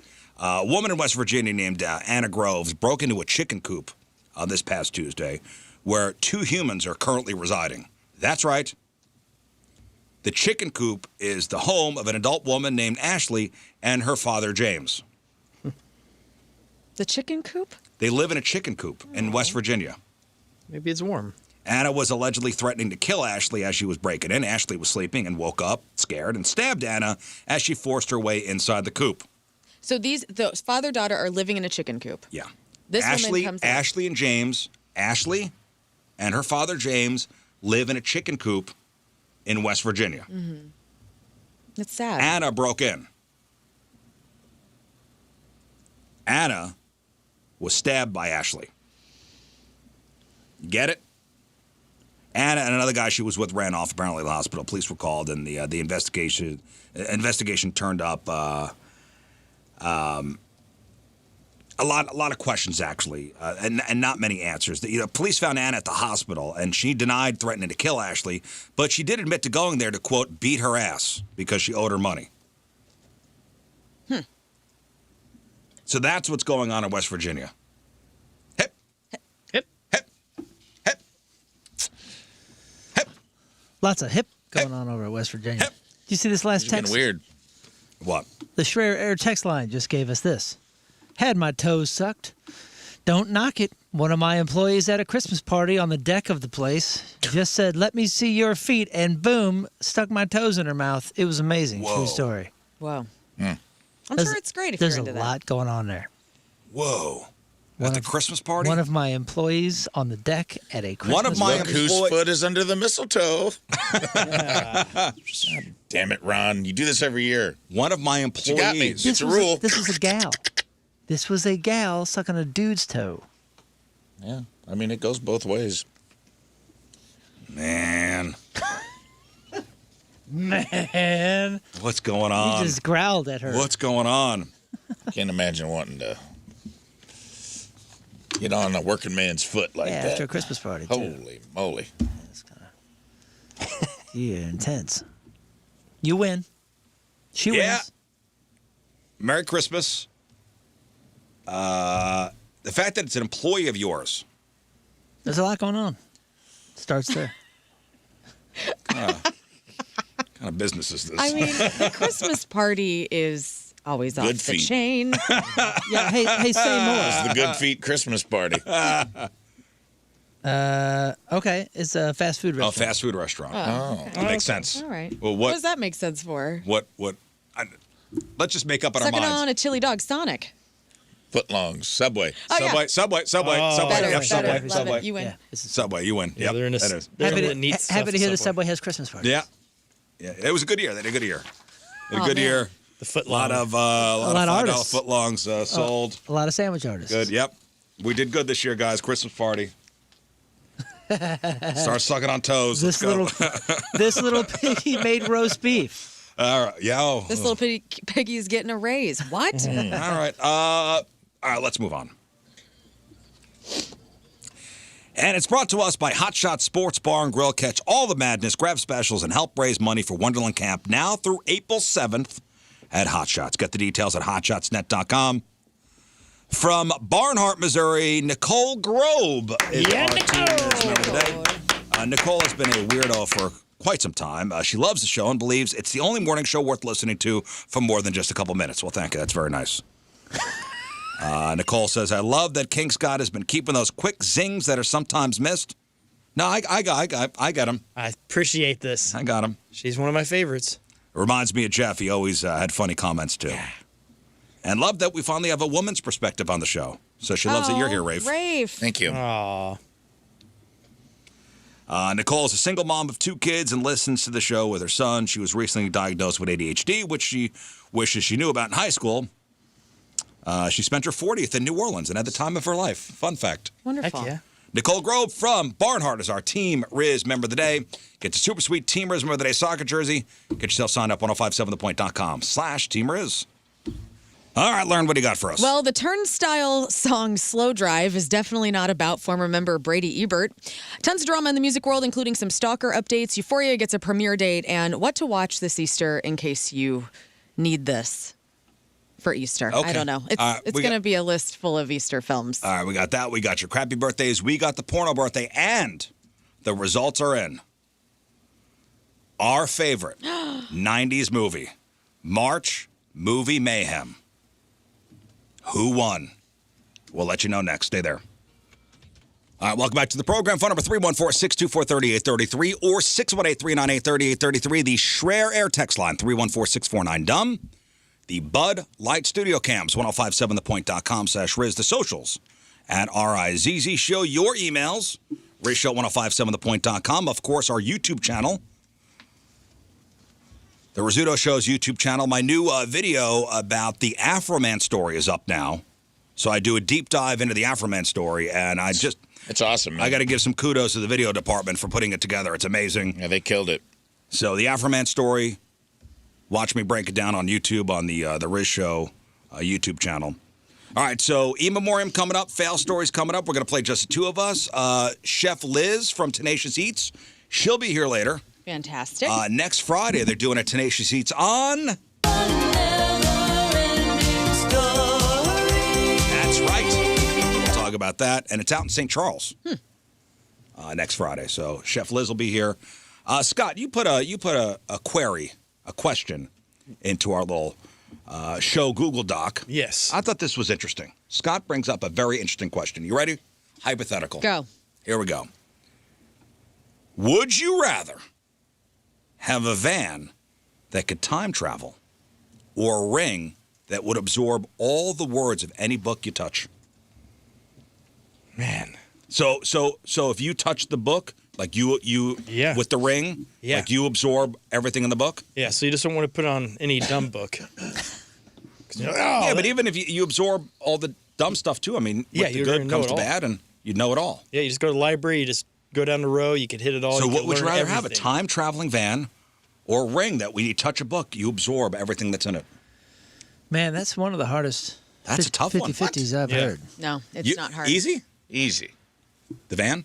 The van. The van. Yeah, but Well, it's got shag carpet. A van or a ring that does the same thing you could do if you choose to read. Yeah, I'll take the time traveling van, brother. Well, you have for to sit there and wait 500. for it to happen. You don't have to read. And I feel like time travel has nothing but risks. Right? I mean, Yeah. I mean, Dude, time is a risk. we've seen. Yeah, man. I'm just saying, we've seen a lot of bad things Getting happen swayed in the up movies. in Overland? Yeah, man. Went there at 1 a.m. If this was a reality, if this was real, both of these are real circumstances that are within your grasp. Yeah, Ray, if you I go would to, get risky business on the vanity plates of my time traveling Hell yeah. van. I'm with Rafe. I'm in Wait, the you van. would, so you could just go to the library and touch every book and absorb all the Dude, knowledge. sometimes And knowing still wouldn't be able to everything- build a time machine. Yeah. Possibly. Smarter Do I get than to pick how the Solomon. van looks too? Because that's very Whatever, important to me. fine. It looks like my favorite van that I want. The van looks what? It's a Dodge van. However, It's the A-Team van. Yeah, Yeah, I it's want all that. good with shag and it carpet. has really cool it's fine, orange stripes. But that's not the main point. Let's- The point is that the van time travels. I'm time traveling forever. There are these so look many cool. things that I Nothing would go good back. can come from time travel. Oh yes, there can. Where would you go first? I have a lot of stops. Where I'm would not you going to go? talk about it. Where would you 'cause go first? This may be a thing one day, and I don't want them to take the tape. Where would you go first? I'd go back to my dad when he was dying, and I'd be there. Why See, not? I don't want to talk about it. Listen, I do that, and then I would also go like really mess some people up. You know what I mean? Well, you Really started mess messing some thi- yourself up. Well, that's fine. I don't care. I will then set the trajectory of our planet to a better one based on my thoughts and feelings. You know She's where I'm going to going. save the world. You know where I'm going. She's drunk on power. I am, and so are you. Killing baby Hitler. Yeah, or nurturing him to not be an could you a-hole. do Yeah, it? be a nice. Yeah, Yeah, you could Could you I do would it? nurture so many. I hate to say it, but it was a lot of men that screwed things up because you guys have been in power for a long time. I'd go back and mother them in a way where they weren't such a-holes when they got older. Killing baby Hitler. I blame a lot of the parents, honestly. Yeah. I would kidnap Charles Lindbergh's baby kidnapper. There you go. You would kidnap the guy that kidnapped Yeah, Charles before he Lindbergh's could baby. kidnap the kid. So that way interesting. nothing bad happens. Interesting. Tell you this, somebody'd be standing guard outside John Bonet's house in his van, That's Yep. right. ready to figure out Not what the hell kidnapping her. happened. Yep. I'd be outside John It'd Bonet's be the house. kidnapper van and then a cooler van that said risky business on Yeah. the license Next to the plates. van. Which van would Of you the get in? kidnapper Making sure John of- Bonet's okay. We're all becoming the smartest people to ever live. Here's what I would You're do. trapped in the past. In I We're would this go saving, Colorado. back. dude. We're Oh, bro, saving you. But that's the thing.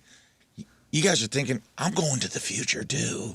This isn't a one-way time traveling van. Well, how much? I mean, how many? What do you have? Unlimited tickets here? Hello, Time Stegosaurus. traveling van. Yeah, I mean, it's just like the ring. You could touch as many you want. You I'm could. going forward, too, my man.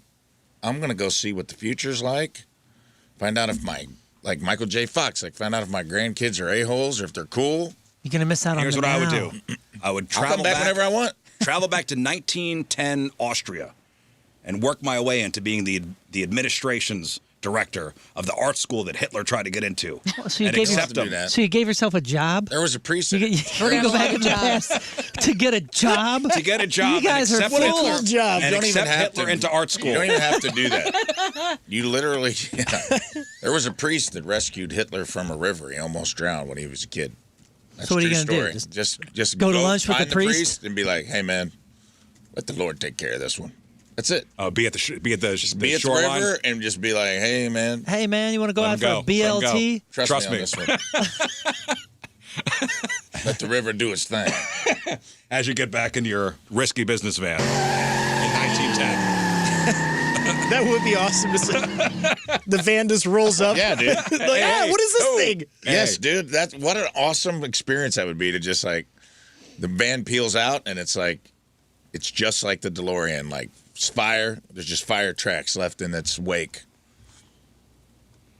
I mean, it'd be nice to know everything too, but then that also might be really ostracizing. It might be a monkey's Might be paw. too much. And it might be, it's like knowing Smarter everything. you get, no one around you is getting smart with you. It's just You just got your ring of knowledge, and you just touch all the books at the library. Mm-hmm. And I mean, you just absorb everything, all the science books, all the literature, everything. And I'm not risking the space-time continuum. Well, I- sometimes No- you gotta no take a grandfather- risk, dude. No grandfather paradoxes in my genius brain.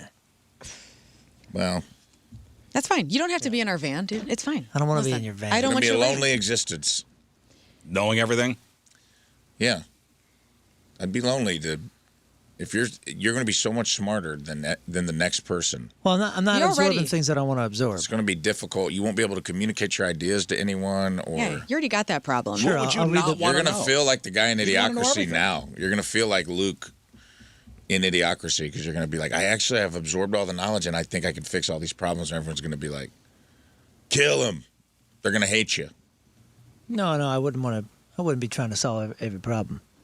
You think that, but then if you absorb all the knowledge, you might feel obligated to. Yeah, but I feel like I have just enough experience to be like, nah, that's not for me. Yeah, Scott. If you lose Somebody the ring, else do you can lose do the that. knowledge, Oh. or does the ring just make all the knowledge? I think it absorb stays into with you. Okay. You just don't want to lose that ring. But This ring is a curse. yeah, I think the idea of free travel sounds pretty nice. I think Oh, okay. taking the van. All right. I get Yeah. it. Does it Way to include, go. will you be able Well, to with do... gas prices the way they are, Yeah. I don't know. It's electric. I'm taking Just- the ring. Just so Ask you you know, this. this van does not travel mileage. Yes, it does. No, it's just time. You don't get to tell us where it goes. He said you it's a got time- the ring time on, dude. machine. He says it's a you time- and your ring boys. Yeah, Like yeah. you don't get to Yeah. tell us where our van goes. He said it's a time traveling van. It doesn't mean you get to go back and time travel to Japan. So you uh, mean so this if year. your van was You're parked You're outside, time traveling here. Raven Learn's time travel van would be if a your good van show. is parked outside, You're you're going Creve to Creve Coeur in 1600. Yeah, you still got it. There's There still has a to lot be a of clock. travel involved. Go stop There has West to be a Frankfurt. clock. Yeah, I'm like, let's get in there roll. and fix things with your dad. Let's go.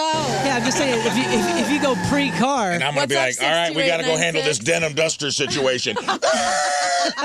if you go back to see We the got some dinosaurs, big- I stopped myself from walking into high school in a denim duster in Yeah. 1994 and be like, brother, You don't want this. you don't don't want this. give me that coat. Although the bits, I mean, you've gotten The some bit is mileage good. out of Had the a bits. great true. That's a career good so point. far. Yeah. That's one of your famous bits. So you got to be careful. I guess you do have to be careful what you change, but danger I am will curious. Robinson. Have you not No, seen the you know butterfly what? effect? Danger, Yeah. danger. I'm trying to save you. I'm trying to save you, dude. Your head's gonna explode from all the knowledge, Yeah, dude. and it's not good. You're gonna give yourself an aneurysm. It's gonna be a whole yeah, thing. dude, you ever seen the movie Phenomenon with John Travolta? Yeah, dude, he dies, dude. He gets smart Spoiler and alert. it's a burden. he ain't got no ring. And then freaking what's her He had a face tumor. has to just raise them kids without him, and he's like talking to trees. He and had a stuff. knowledge tumor.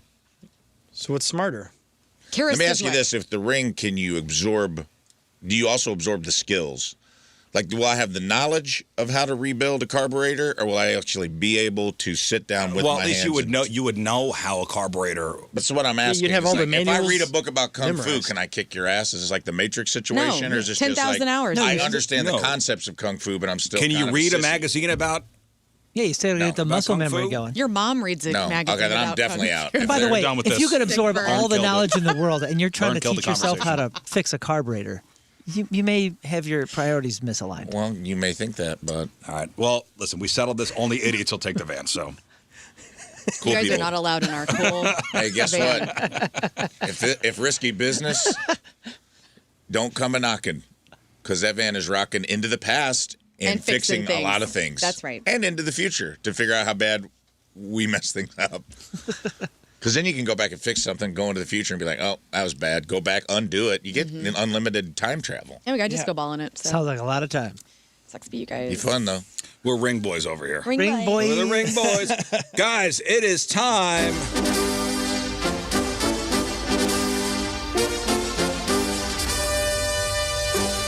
just want to thank the Rizz Show listeners out there. Thousands upon thousands of votes. People pretty passionate about this March movie mayhem thing. Big thanks to our sponsors, Iamco Range and Termite Pest Solutions and Cantor Injury Law.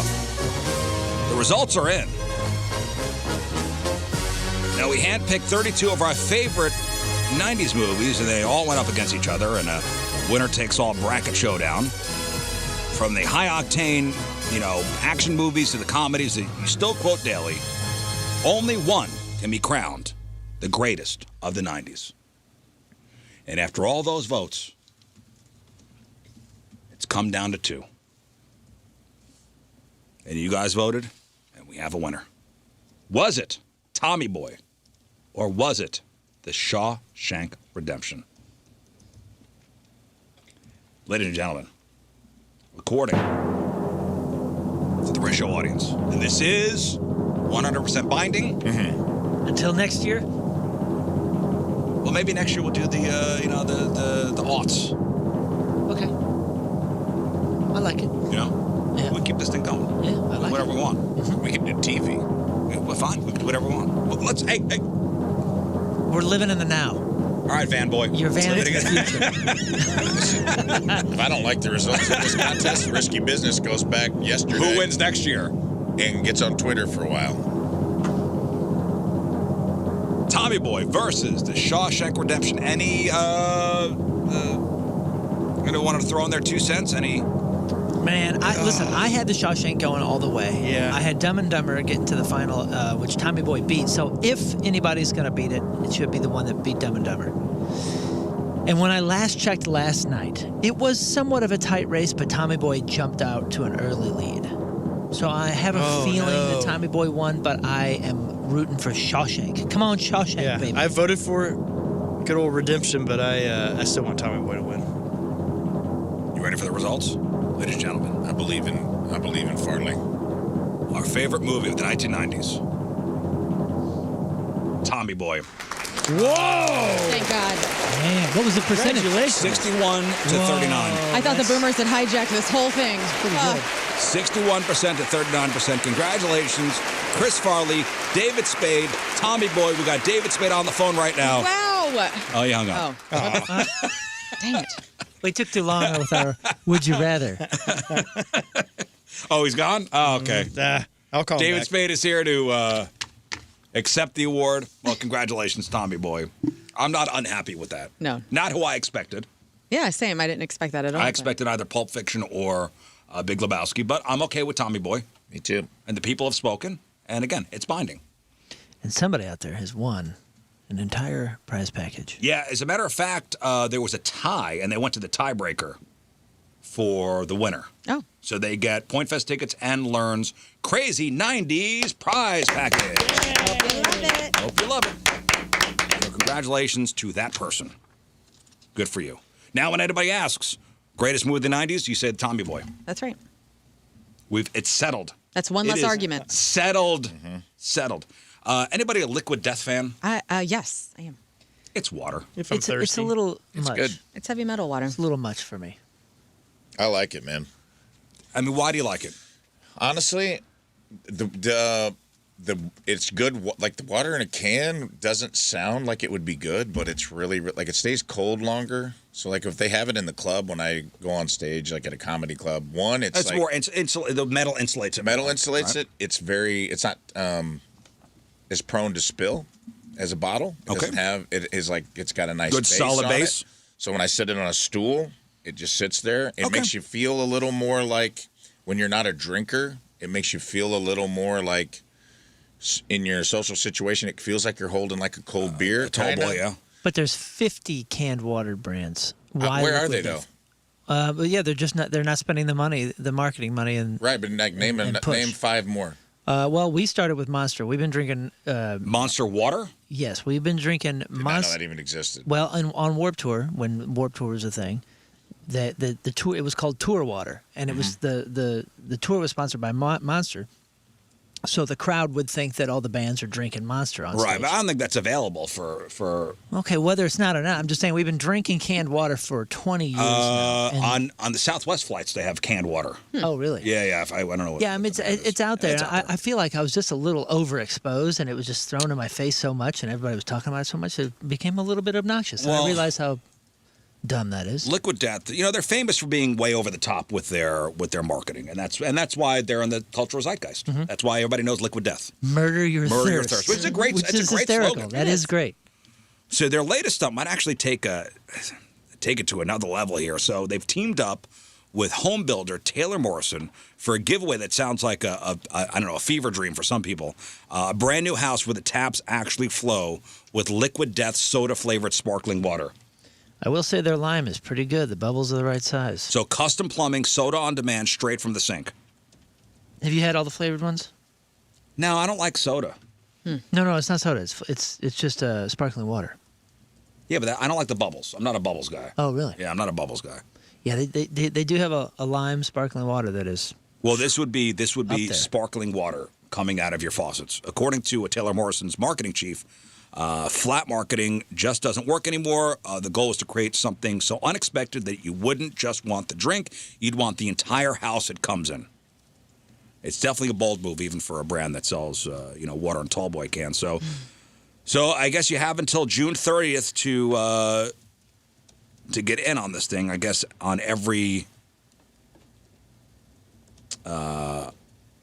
can there's a website, and you go to the thing, or you scan a QR code. I don't know. You have until June 30th. Yeah, Monster Tour water. Here it is. You can get it at Casey's. They've been doing this for Oh, a wow. I long didn't know time. that. So, I mean, Liquid Death put them to shame as far as marketing and getting it out there. Because, like you said, you didn't even know that this existed. I didn't even know it existed. But hey, if you want, your entire house fitted with I don't like the sparkling. the sparkling water, there's now a contest for it. That's crazy. So, all right, let's do Crap on Celebrities. All right, time to find out what's going on in the world of music and entertainment with your Crap on Celebrities. And we begin with this. Moon sent me this yesterday. Former Turnstile guitarist Brady Ebert is now facing an attempted murder charge in Maryland after allegedly running over 79-year-old William Yates, the father of Turnstile frontman Brendan Yates. Okay, wait. Okay, so this guy... Turnstile is a band we play. Yeah, on the great band. point. So this guy tried to run over the dad of the current lead singer. Yeah, so he was in the band whenever Turnstile formed, and then they kicked him out of the band, and Turnstile never really explained why Brady was kicked out of the band, and they did it out of respect. They're like, it's our business, we're not putting this out there, and they tried to, at least from the band's perspective, not talk about why he was kicked out. This guy's got a temper. But 79-year-old William Yates was at home. So police say Ebert showed up outside the Yates home, yelled obscenities, used his car to hit him, and investigators claim the video shows Yates trying to warn his family and throw a rock before Ebert backed up and then accelerated, striking him. So authorities say there had been prior incidents between the Ebert and the family, alleging that he even returned to the scene to shout that Yates deserved to be hit by the car. That's not going to look good in court. No, it is not. So he was arrested Tuesday. That's not going to look good. Now charged with attempted second-degree murder and assault. Oh, my God. The band Turnstile says they cut ties with him in 2022 over escalating behavior. And then overnight, the band actually put out a statement, and they said, I'm going to read this verbatim. So they cut ties with Brady in 2022 in response to consistent patterns of harmful behavior affecting himself, the band, and the community. And after exhausting every available resource to support his access to help and recovery, the boundary ultimately had to be set when the healthy communication was no longer possible. Sounds like a psycho. He became threatening with violence. And so I guess there's been years of tirades. And this past week, the violence led to a physical attack when he went to Brendan's parents' house, used his vehicle to run over his father, causing severe physical trauma. And the band says, we're grateful that Mr. Yates survived, has successfully undergone surgery, and we're hoping for the best outcome possible. Do you see what this guy looks like? Yeah, he looks like a psycho. He looks like he's been through something crazy. Yeah. And he's got just that not crazy thinking. look in his eyes. Yeah, he really does. So, and he has, he went on to have like another band, like another hardcore band, and I don't know what's going on. Well, but personal stuff. Good luck. In hip hop news, Pooh Shiesty. Yeah, that's right. Pooh Shiesty. What's going on with Pooh Shiesty? You want to know? Here we go. So Pooh Shiesty was arrested for allegedly kidnapping and robbing Gucci Mane. Okay. Pooh Shiesty kidnapped Gucci Mane. Yes. So Pooh we're going to just call him, arranged what he said was a business meeting with Gucci in Dallas for January 10th. But he and 8 other defendants showed up with guns, demanded that Gucci release Pooh from his recording contract. And for good measure, they also robbed Gucci Mane, several associates of jewelry, cash, and other high-value items, allegedly. Is Gucci Mane, is that the guy with the ice cream cone under his eye? I think so. I don't know. I don't know what Gucci Mane looks like. Why don't you pull up a picture of Gucci At all. Mane? He has a face tattoo. I don't know. I think it's an ice cream cone. Really? I If don't I'm even know thinking if about I've the ever same like guy. listened to any Gucci Mane. I mean, I Yep. know the name. You got it. Hip. Hip, hip. Ice cream cone. Hip. Ice Oh, cream yeah. cone. Like a big one on his cheek. Oh, no way. The Gooch. Well, Pooh Shiesty and his There- guys, yeah, why? Oh, look at that. He loves soft serve? he does love soft serve. Nice Yeah, man. man, you like what you like. I guess so. Pooh and his guys are all charged with kidnapping, conspiracy to commit kidnapping. They could get life in prison. Oh, And bother. Pooh Shiesty was already on home confinement for a firearms conviction. So this does not look good either. Yikes. Big yikes. Poor Pooh. Poor Pooh indeed. Poor Gucci. I hope they get their issues all squared away. Me too. Guys, come on. It's time. Let's sit down. Let's talk this out. We don't need to get guns involved. Right. We don't need to kidnap each other. And steal jewelry. Let's just sit down over some ice cream. That's what he should have done. Lured him with an ice cream man. It's rock and roll, Gucci Poo. Pooh Shiesty's got an ice cream truck and he's Yeah, just got an rolling ice through cream Gucci truck. Mane's neighborhood. Mr. Softy's here. Mr. Pooh Gucci Shiesty, Mane. you know how to get old Gucci Mane. 3 scoops and some reconciliation. I dare somebody to Get it go to the going. show and just play the ice cream music. That'd be amazing. The ice cream van music. Is that David Lee Roth I hear? Oh, yes, it is. Ice Yeah. cream man. This episode of Magnificent Others. Gucci Mane. Did you finish Magnificent Others with Courtney Love? I did not yet. I have not either. I'm finding it difficult to get through, I'll be honest with you. It's all over the place. She is, she's a difficult listen, I'll be honest with you. They interrupt each other constantly. Yeah, and Billy Corrigan, he's trying his best. He's asking her questions, and she is just, Everywhere. I don't know if it's OCD, ADHD. I don't know. She cannot keep it straight. Yeah, she knows too much and she wants to tell everyone. But it is full of stories. So yesterday we talked about how she really wants Dave Grohl to come forward and say that they've buried the hatchet and they're all good. The latest now is when she describes being trafficked as a teenager to Japan as delightful. She was taken out of Portland along with girls from Idaho, Utah, and Washington to go to Japan to strip. And her passport was taken from her. And after about 5 months, she went to the Japanese embassy where they discreetly put Courtney Love on a first-class flight back to Portland. And she says, so the stuff people think is the good stuff was horrible. The stuff people think was the bad stuff was really good. And she's talked about being trafficked before when she was on the podcast Courtney Loves Women, where she said she mostly stripped to, quote, foreigner songs, Urgent, with a really bad sax solo. And she said every 10 days she'd get moved to a different theater on the outskirts of Tokyo. So she and it was a said blast. she was kidnapped by the Yakuza. Is that... Oh, I don't know what that is. Is that That's like a gang? that's a Japanese That's like the mafia. Yeah. The Yakuza. That's the Japanese mob, or like they're specific. Is that a specific? From the West Coast? Like they took She her. was kidnapped by the Yakuza, flown to Japan, and then forced to strip Yeah, her to passport was foreigners taken away. urgent. Yeah. And apparently that was the part she liked. She didn't like, I guess, all the in between. Like she actually did. Sounds like she liked stripping, and she enjoyed that part. So wait, how did this end? I don't know any of the story. I don't know How did she either get because I haven't out? listened to the full podcast.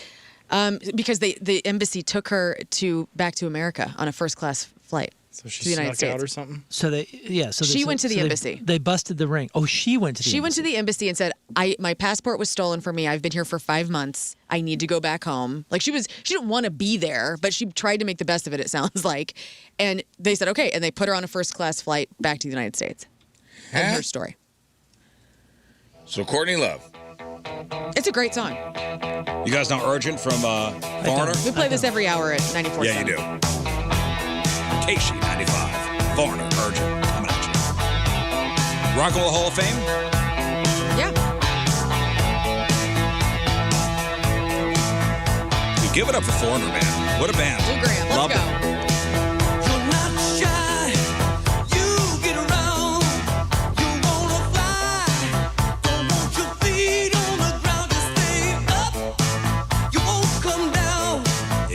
play this every hour. Hell yeah.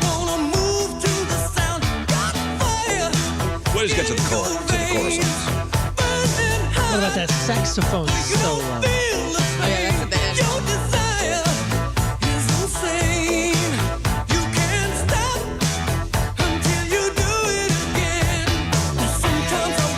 This is a montage song if I've ever heard it.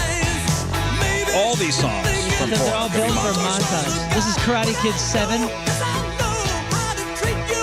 I can almost see a guy putting a welding mask down. Train. Here we go. Turning the car.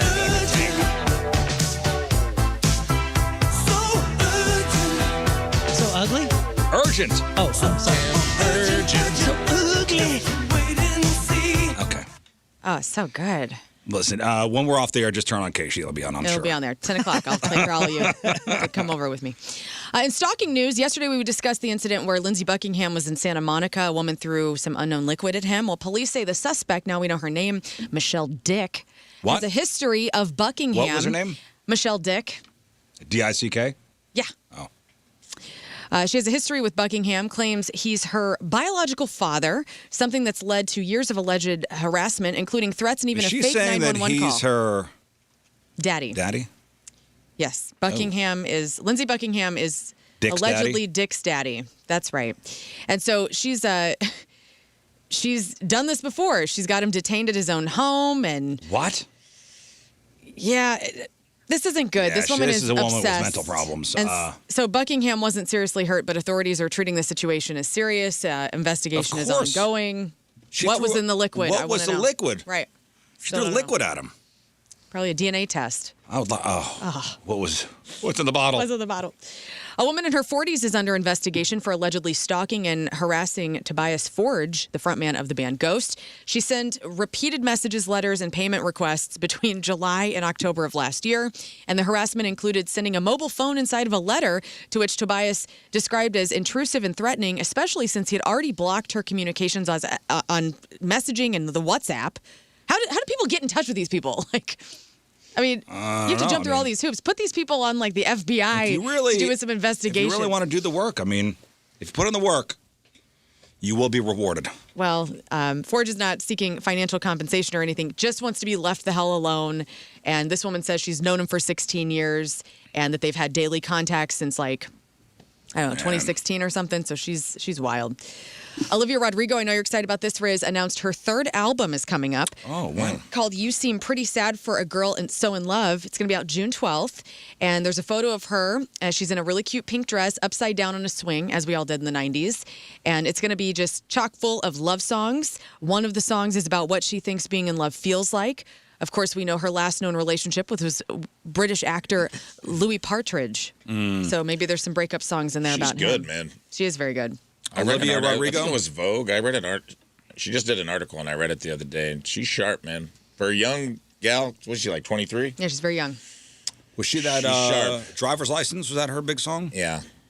Look at me. Vampire. Look at you go. You know what, too? So Melissa I know Optimore what the kids are into. was on Drew Barrymore the other day, and I was watching that interview. And she was talking about how she took her daughter, because she has a teenage daughter, Melissa Optimore does now, took her to go see Olivia Rodrigo last year or 2 years ago or whatever, and went backstage, and Olivia Rodrigo went up to Melissa and said, your music, your bass lines in whole is the reason that I'm doing this. And so she's a big fan of 90s girl bands. Wow. And has a lot of that behind her. So get into her if you have yet to. Yeah, she's that article was good. She talked about why she's not on Raya. And that was just an interesting article. What's Raya? Raya's like the celebrity Tinder. Yeah, right. Is the tender that you have to be approved You have to be for. you have to be nominated or endorsed by other celebrities to get on, and she's going to be around for a while. She's smart, man. She's managing her career really well.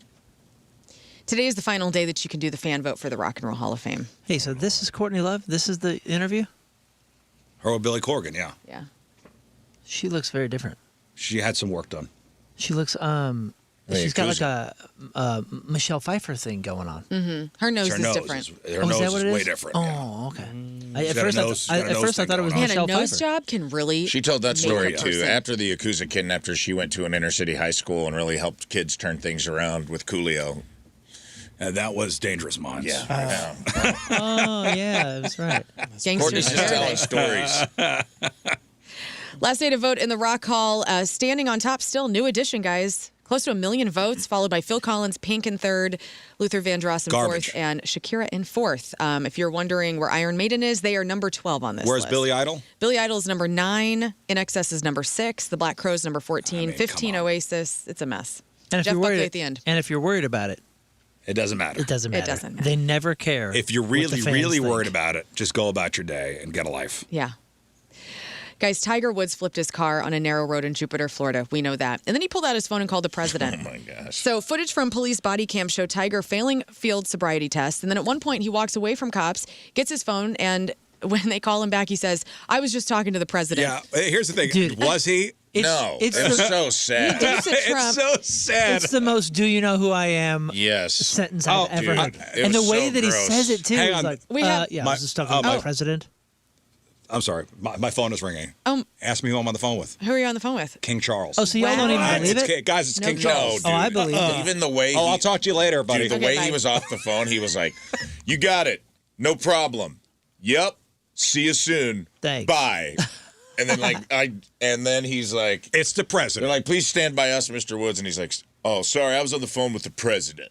Like the way he said it was so like. Do you have the audio? I have a bunch of body cam footage here, and Here's- I believe it's part of he the was montage. He was a mess. Yeah, he was. Tiger. Looked down at my phone, and all of a sudden, boom. Can you tell me what happened real quick? Yeah, I was looking down at my phone, doing a look at changing stations, and next thing you know, boom. Are you okay? Feeling hurt? totally fine. Okay. Totally fine. Are you all right? Are you in any pain? No pain. No back pain, no neck pain? No. Knee? Nope. Unfortunately for the accident, you are at fault. Yep. And subsequently, you are issued a citation for careless driving resulting in a crash. Okay. Make sure and push your hands behind your back. So at this time, I do believe your normal faculties are impaired, okay? And you're under the unknown substance, okay? So at this time, you're under arrest for DUI. Yes, sir. Can you just take that? Yeah. That's a narco. Narco? Yeah. Okay. And they found a pill in his pocket. That's what he's talking about. Yeah, Did you, hydrocodone. did you see all the stills from the camera inside the car? Yeah, he was Yes. yawning. He looked like a mess. And dude, it is memeville. Like the internet has gone to work. The ET one is Hilarious. gnarly, dude. Like he puts like a blanket or something over his head, and people were like Anakin Skywalker. I mean, dude, I the don't internet mean to is on laugh. fire today, as if nothing else is happening on the planet. Right. Tiger Woods This is man getting- loves to roll his car. Do you have the audio of him saying he was on the phone with the president? I thought I had it in there, and I do not. I'm sorry, God, guys. it's funny, man. I don't know. Is that it, Moon? Is that it when he's talking? Like, No. It's No, it's like a I shot haven't down heard the it. street. I read it. I did read too. I about just- it. Oh, you didn't hear it? Oh, the tone it's funny. makes it. The dude. tone is what makes it. Well, Tiger has pleaded not guilty to the charges against him. He is leaving the country for treatment, and I do hope that he gets the help he needs. Don't drive, Tiger. And stop Tiger, don't driving. drive. HBO Max is going to host a special fan screening of season 3 They premiere. have him in a NASCAR outfit sponsored by Percocet. Oh, In the Percocet number 39 car. Oh my God. my god! Oh my god! Dude, I'm sorry, not a good day, brother. Holy Will you smokes. retweet that from our This one? account? Yeah. I mean, there's a few. That is something. In the number 39 Percocet Ford. He's coming around Tiger the corner. Woods. HBO Max is going to host a special fan screening of season 3 premiere of Euphoria at Coachella. Because you know, the one thing that everybody at Coachella really wants to do is watch a premiere of a show. April 12th is going to happen, Well, that marking seems the first. to be the crowd for Euphoria, right? I mean, yeah, but Coachella crowd. they're there for a different. They don't want to be. Euphoria is a dark show. At like, I don't know. That's the last show I'd want to watch at Coachella. Like, I'd watch. Do you want to go to Coachella? I would love to go to Coachella. I think I've aged out of it, but You think yeah. so? Because Menace from The Woody Show has a house Yeah. on the grounds, and he says anytime Really? you How got do a these place people to have so stay. much money? I would love to go to the Menace house and stay there and see Turnstile. I honestly don't think it's so much, because I think that place is in the middle of nowhere. Indio, California, is. Yeah, it's a desert. He's got a place. So Well, maybe I'll get some his tickets, phone hit number. him and up. Call him later. hit Menace up. I don't have time to leave. Okay. Okay. Anyway, here's a little trailer, because we're not at Coachella, of Euphoria and what they can be expecting. I In the beginning, we had to make a choice. What is this show about? About who we were. Drugs. Sex. And what we wanted. The network loved your storyline. Really? But what we didn't realize was how far we were willing to go. Oh. It's going to be wild.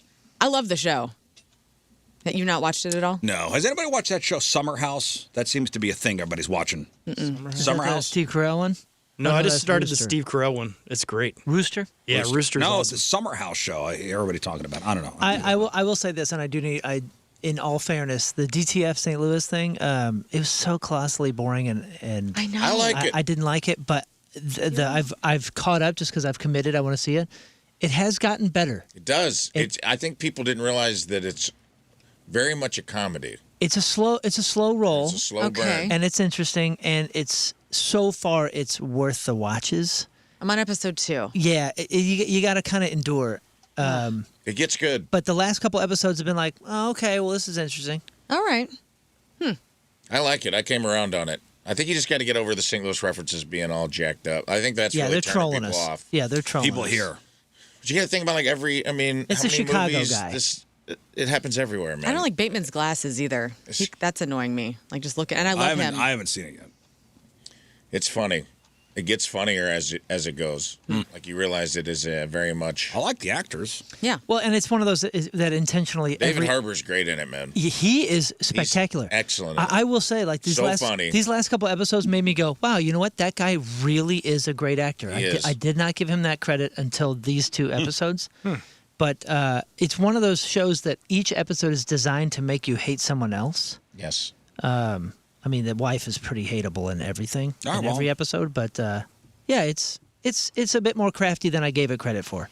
A federal judge dismissed 10 of the 13 claims in Blake Lively's sexual harassment lawsuit against Justin Baldoni, leaving 3 claims, including breach of contract and retaliation, to proceed to trial. This thing is such a mess, and I'm so sad. Like, I don't even, when this comes up in my algorithm, and I'm just like, I just think keep everybody's scrolling. an a-hole in the story. Yeah. It seems like. So that's the latest on there. And finally, happy Easter weekend, you guys. Whether Happy you're Easter weekend.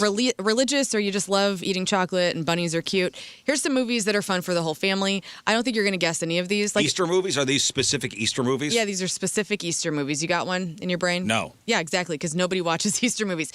An Easter Story from 1983. The Passion. The Passion of the Christ. The Passion of the Christ did not make the list. What? Right. Well, Isn't that about? It's about kind of, Sort of. just a little bit. Yogi the Easter Bear made this list from 1994. Hey, boo. My pick-a-dick basket. The Easter Bunny is Dying coming for to your town. sins, boo-boo. Winnie the Pooh's Springtime with Roo is on this list. Okay. The Prince of Egypt, Rise of the Guardians, Here Comes Peter Cottontail, Hop, Peter Rabbit, and then finally it's the Easter Beagle, Charlie Brown. Okay, well. So Okay, so it's kid stuff. I just it's wanted good to do my due diligence of making sure those movies were announced. Good. Thank you so much. Happy and that Easter. was your crap. Happy Easter, everybody. Celebrity celebrating your birthday today. Paris Jackson is 28. Amanda Bynes is 40. Amanda Bynes, who made it to 40. Yeah. I'm rooting for her. Yeah, I'm rooting for her, too. She's had a lot of mental problems over the Made it last. to 40. Well, listen, 20 she had years. a lot of problems. Yeah. I know. Is that okay? It may not have been a good way to put it. Yeah, it was just a weird way I know. to congratulate Happy her. birthday. Happy birthday. Robin on How I Met Your Mother.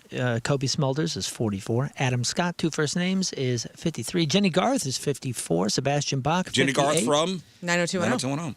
The hot one. And And 90210. Eddie Murphy is 65. David Hyde Pierce is 67. That's Niles Crane on Frasier. Alec Baldwin is 68. And Wayne Newton. Wayne Newton is Wayne Newton. 84 years old. 84. Wayne I'm a Newton's Wayniac. 84. I thought he was older. I did, too. How old's his hair? Very young. Yeah. That wig is something else. All right, Maybe 6. today's porno birthday. We're celebrating the birth of Tyler Faith. And today's birthday girl's been in 335 films, including 100% Girls, A Backside Story, Big Rack Attack 2, 3, and 4, Boobsville Sorority Girls, The Devil Wears Leather, The Erotic Adventures of Nikki 9, Hand to Mouth 8, Kinky Rubber Lovers 1, My Roommate's a Lesbo. What? So naughty, so nice. And who could forget her role in 2006's The Rubber Zone? Tyler Faith is 51 years old. Oh, my God, another Tiger Woods one? Listen, man, they're everywhere. I'm telling you, dude. That's your porno birthday. Those are your crappy birthdays, and that was your crap on celebrities. Well, Easter's on Sunday, and when do you have your Easter egg hunt, Scott? Is that Sunday? Pardon it? Your Easter egg hunt? Oh, yes, tomorrow. Oh, it's tomorrow. 9 okay. to noon.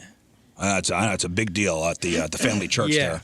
They got it all. I think they got it all set up ready. And yeah, I drove by the front. I mean, it was the infrastructure they got for this thing is it's crazy. They go big and it's really fun. All right, well, Easter's on Sunday, and maybe you realize 10 o'clock in the morning, I'm out of eggs, or I forgot a bag of jelly beans. Here's what's open on Easter for you. The big names, Walmart and Walgreens, they're sticking to their regular schedules on Sunday. Trader Joe's, Whole Foods. We just found out there's a Kroger in the area. Oh. It's exciting. What? They're open, but Kroger might wrap things up early. CVS is open. 7-Eleven is staying true to the 7-Eleven roots. Home Depot's open from 8 a.m. to 8 p.m. Yes. Academy Sports, Bass Pro Shops, all letting shoppers in. Dollar General, Big Lots, Petco, Barnes & Noble, all open. Starbucks, open. Closed. Schnucks, Deerbergs, Aldi, Costco, closed. Really? Target, Sam's Club, Best Buy, Macy's, Kohl's, JCPenney, closed. Wow. Lowe's, Michael's, Hobby Lobby, Container Store, closed. I know, the Container Store. Bummed out. I know. I love the Container Store. Oh, do you? Oh, my God. Oh, my God. Oh, it's an Lord. obsessive compulsive disorder person's dream. Oh, Lord. Marshall's, TJ Maxx, Home Goods, closed. So get it all done. You need to go to the Container Store? Yeah. Go today or tomorrow. I'm leaving right now. Get out of here. All right. Rafe? Yes? Are you ready? I am ready. It is time for this week's E-Memoriam. All right. The E-Memoriam is brought to you by me. And the Container Store. And the Container Store. Get in there. And Home Depot, open on Easter because they have a lot in common with Jesus. More saving, more doing. Yes. Nice. For those of you that don't know, the E-Memoriam is a lot like the Oscars In Memoriam, where we say goodbye to folks. But rather than people that actually passed away, which we do get to at the end, I will do real RIPs. Sometimes we say goodbye to concepts, trolls, ourselves, listeners, talkers, doers, topics we talked about, people we pissed off. You never know what you're going to get. It's a real crapshoot in the E-Memoriam. No one is safe. And with that being said, let's get started with this week's first E-Memoriam, Christy and Brian Nome. Oh, no. Wild week for Christy and Brian Nome, or as I like to call them, leather and lace.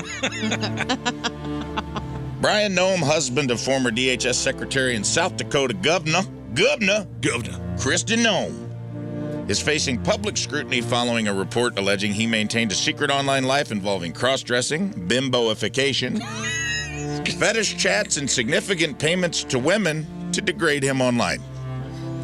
The allegations claim he used a pseudonym, Jason Jackson. Mr. Jason Jackson. And engaged in these behaviors while his wife held high-level federal security roles, raising potential security, blackmail, and personal scandal concerns, as well as many concerns by Janet, Jermaine, and Tito. They had to get together like, is this one of us? Is this one of the brothers? Oh, no. Reports allege he sent over $25,000 via apps like PayPal to online models and shared photos of himself in women's clothing and the artificial and giant artificial breast enhancements. Balloon boobies with the lighting of Emperor Palpatine for some reason. Oh, and the nipples were going all over the place. I know. Googly nipples. They did have, that's what right here.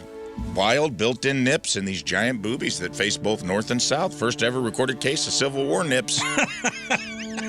And both sides were represented. I'm on the Mason-Dixon line. I got east-west boobies, but I got north and south nipples. Christy Nome's office stated that she was devastated and blindsided by the reports, although it is impossible to know if she was blindsided because she didn't know or if the Botox in her face has finally paralyzed her eyeballs. Either way, this story has ruined Christy's Mile High Club buzz she was still riding from banging her advisor on Air Force One. Allegedly. Rude. Allegedly trademarked. Luckily, she had the president who was there to console her. President Trump and Christy are good buds, despite the fact that she was fired a couple weeks ago. Still friends. We actually obtained some audio from President Trump and Christie on the White House stairs. Oh, my The goodness. president consoled her about this. You're on the phone with the president. Here we go. Yeah. Hey, Christy. Need to talk to you. No, not right now. What's wrong with you? Why you got the weird look all over your face? My husband just made me grab his Hooters. Well, snap out of it. What, a hot older woman made you feel her cans? Stop crying like a little girl. I wasn't crying like a little girl. Why don't you try getting off under the table? By Cash Patel in front of the whole U.S. hockey team. And have some real problems. Jackass. What were they like anyway? They look pretty good. Are they real? Are they built for speed or for comfort? What'd you do with them? Motorboat? You play the motorboat? You motorboating son of a bitch. You old sailor, you. Where is she? Is she still in the house? What is wrong with you? What do you mean what's wrong with? What's wrong with you? No, what's wrong with you? No, what's wrong with you? You're projecting. Drop it. You drop it. You stop projecting on me. Why don't you go enjoy yourself while I go ice my balls and spit up blood? Drop it! Team player. Ah, motorboating son of a bitch. Well, you know, it was nice for the president to at least try to calm her down.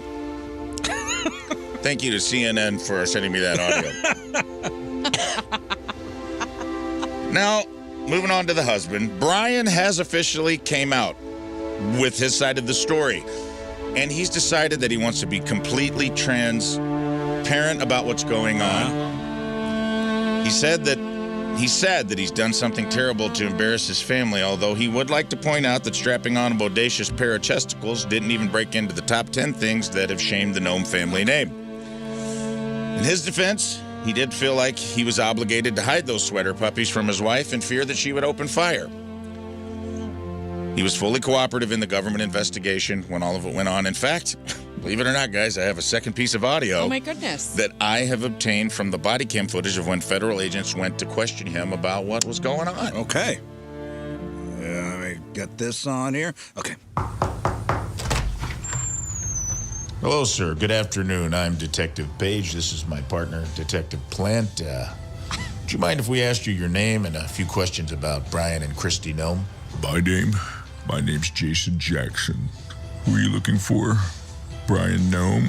Is he a big old fat boobied person? I mean, have you got a description? Fingerprints? North-south nipples on two big old bosoms? Anything like that? Christy Nome? Yeah. I read about her in the newspaper. Didn't she kill a dog? I would never hurt Precious. I would never let anyone hurt Precious. Precious helps me puts the lotion in the basket, and I puts the lotion on my big old bazoombas. Would you bimboficate me? Oh, I'd bimboficate me. I'd bimboficate me hard. Oh, my God. I'd bimboficate me so hard. I don't like this. All right, sir. Thank you for your cooperation into our investigation. We appreciate it. I guess he had something to do. Well, I guess we'll keep canvassing the neighborhood till we find our guy.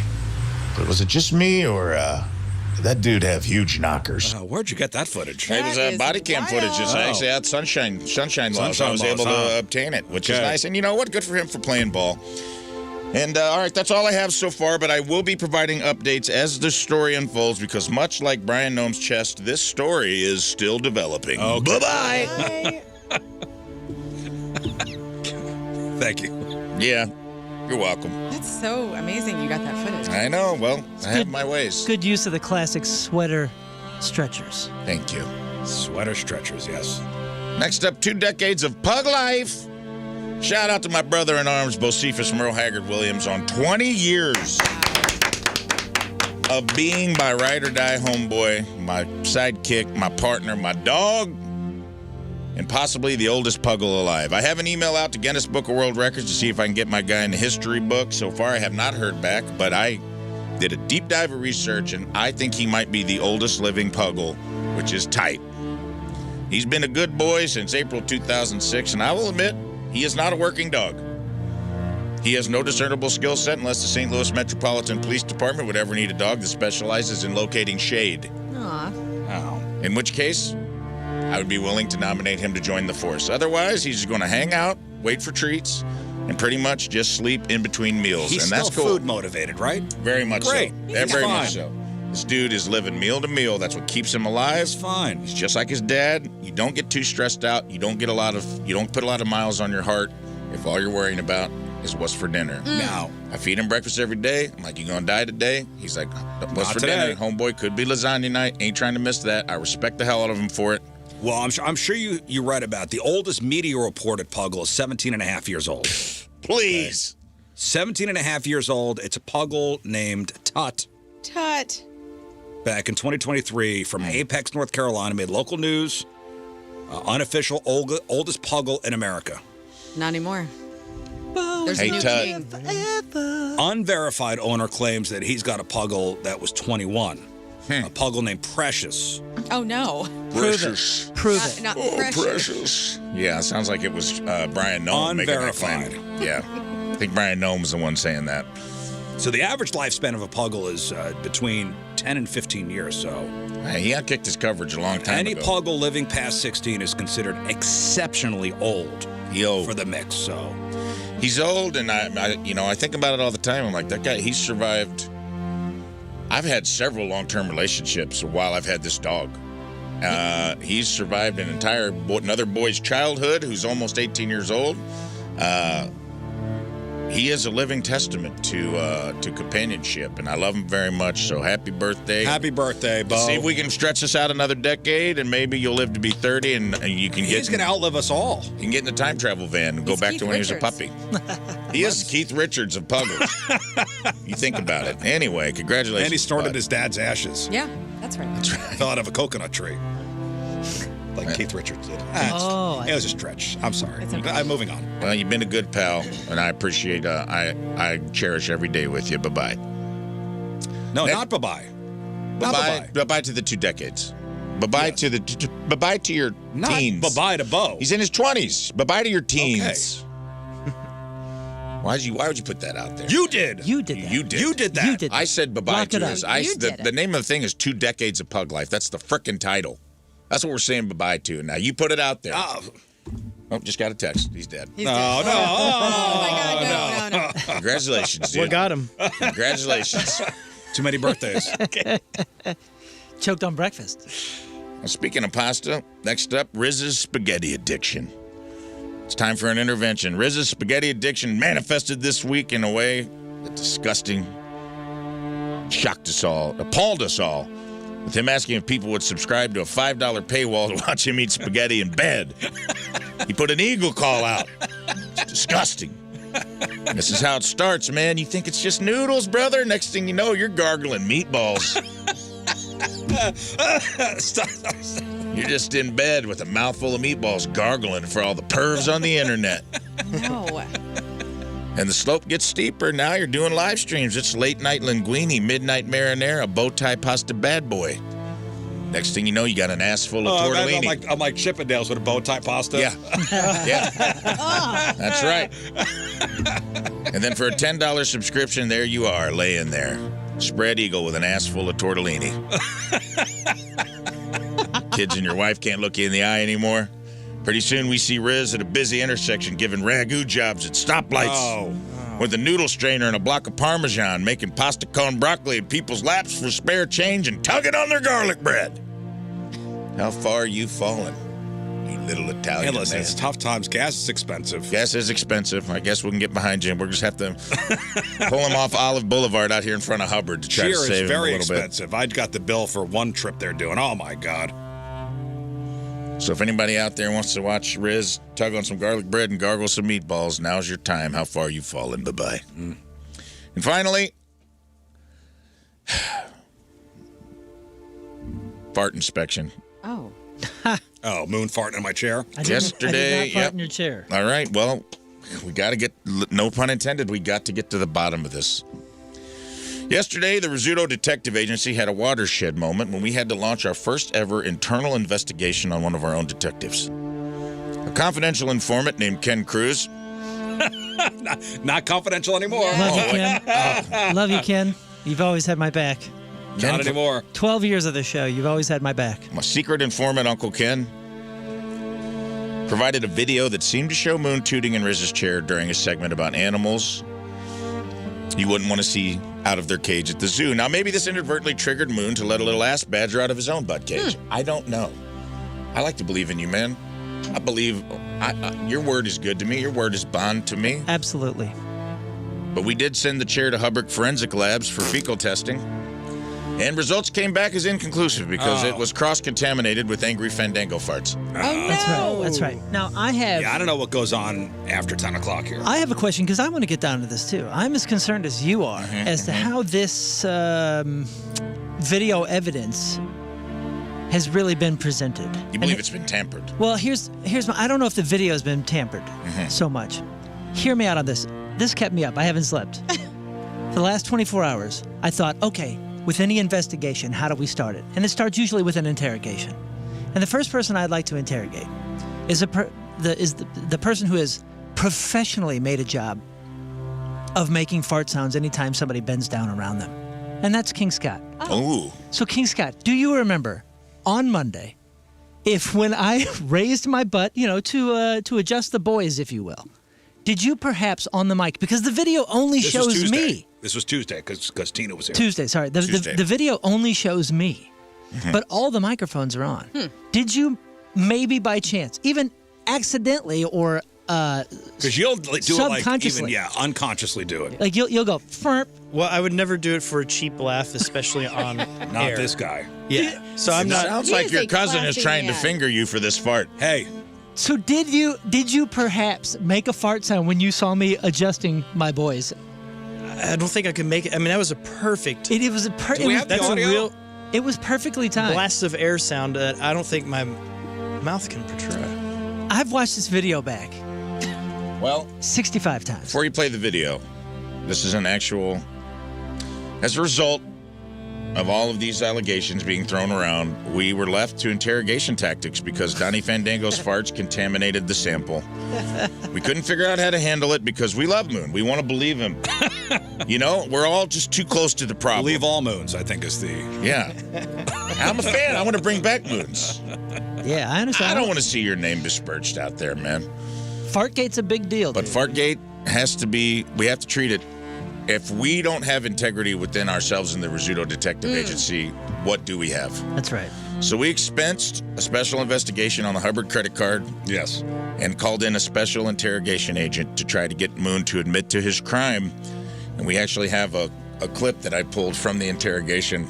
All right, Moon, if you would. Okay.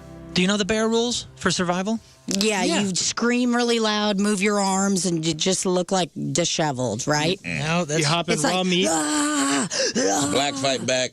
If it's brown, lay down. If it's white, good night. You're dead. All right. That is not the right video, but at least we have video footage. Well, there we go. That is the incorrect Is this the one? video. Is this the one? I have some other audio. Also satellite. If it's white, Good night. How long have you been with her? Yeah. How long have you been with her? How long have you been with her? Yes, that was the special interrogation of Moon. And apparently in the interrogation, he just kept ripping ass on the... That's crazy. Well... You kept ripping ass during the interrogation? Listen, I'm a self-admitted farter. I fart. I have no issues with it. To be honest, I would admit if I farted in your chair because I would find some way to be proud of it. But I didn't fart in your chair. I'm sorry to say. I'm sorry to say I don't believe you. And that's really hurtful. I've asked for a new chair. And that's understandable. After the intense investigation by Michael Pena, you hurt me. And you refusing to answer, indeed, how long you been with her, we're forced to put this in a cold case file for now. That's a deep cut. It's in our cold case hot box file. Do you need to hear it again? Right now? If it's white, good night. How long have you been with her? How long have you been with her? How long have you been with her? All right. Deep cut. That's going in our cold case hot box files. I would admit it. You know me. I'm proud of you, man. It's not my personality. All right, I'm man. not a fart. All right, we're gonna put it to bed. We're gonna put it to bed for now until new evidence comes to light. You deny though, Scott? You deny? Yeah, like I said, never for a cheap laugh. He's a fart denier. Not that kind of guy. Longtime fart denier. Now on to the real RIPs this week. Matt Krapansky, founding drummer and post-hardcore band Boy Sets Fire, passed away. Cause of death has not been revealed as far as I know. Hey, they had a whole bunch of records before this one, but when we first put our record out, they had a record, I think, come out around 2002 or 2003 called Release the Dogs. I don't know this band. Dude, I can't play it. I don't think we can play that song on it. But if you're looking to do a little tribute or something, listen to the Release the Dogs. It is one of those that just What's this band? Get you hyped. Boy Sets Fire. Oh, no, I don't think I've ever heard of them. Yeah, They were big in the They had their early time. odds. Yeah. 2000, They were definitely a big 2001. Warped Tour band. Yeah. R.I.P. Also, Alex Duane, comedian from Pretty Little Liars, and James Tolkien. Do you guys know who that is? J.R. Tolkien's grandson. No, he was the Suede Zoner? principal in Back to the Future. Oh, that's right. Yeah, Oh, yeah. Stained for Yeah, Slackers. that's right, yeah. And also portrayed Tom Cruise's no-nonsense commanding officer in Top Gun. He has passed away. That's right, yeah. Yeah, that guy rules. Yeah, that guy does rule. Real tough bald guy. Yeah, he had a face. It's very for- gruff. Real OG bald guy. Anyway, that concludes this week's In Memoriam with the real RIPs, and I turn it back over to the detective. All right, thank you, Rafe Williams, everybody. Excellent. In Memoriam. All right, let's take a break. We'll come back, and we're going to play a game we haven't played in a while. Just the two of us. That's right. Get some paper, guys. Get some paper. Get some pens. We're going to play. So we'll get you on the phone, and you will pick 2 Rizz Show members. Everybody's up for grabs here. I will read you 5 questions. The Rizz Show members will write their answers down. And if we could match 3 of our 5 answers, you guys win your choice of prizes. While supplies last year, we got tickets to go see The Urge with Less Than Jake and My Posse in Effect. Big Throwdown Show, Saturday night, July 25th, St. Louis Music Park. 4 tickets for $95, plus tax if you want to buy tickets while supplies last. We got tickets to go see Ben Folds Friday night, June 19th at the Factory. And we got tickets to go see Muse with Block Party on July 5th at the Hollywood Casino Amphitheater. Tickets are on sale today at 10 a.m. So we also need a patient 0. Patient 0 is if we match all 5 or get 5 all mismatches. Okay. So 314-624-3833, 618-398-3833. Just the two of us is next. This was a funny little thing I read today. So, you know, Moon, you've done it all. So you've obviously moved out of your parents' house, and you've had a kid move out of your house. Yes, multiple kids. That's right. So when your kids moved out, how much stuff did they leave behind? Or did they take it all? Well, so I had just moved right before that, so there wasn't all that much stuff, and they took what they should have and left behind kind of what they should have. It was probably, like a bedroom and a closet of stuff to be like, what am I supposed to do with this? Yeah, when you guys moved out of your places.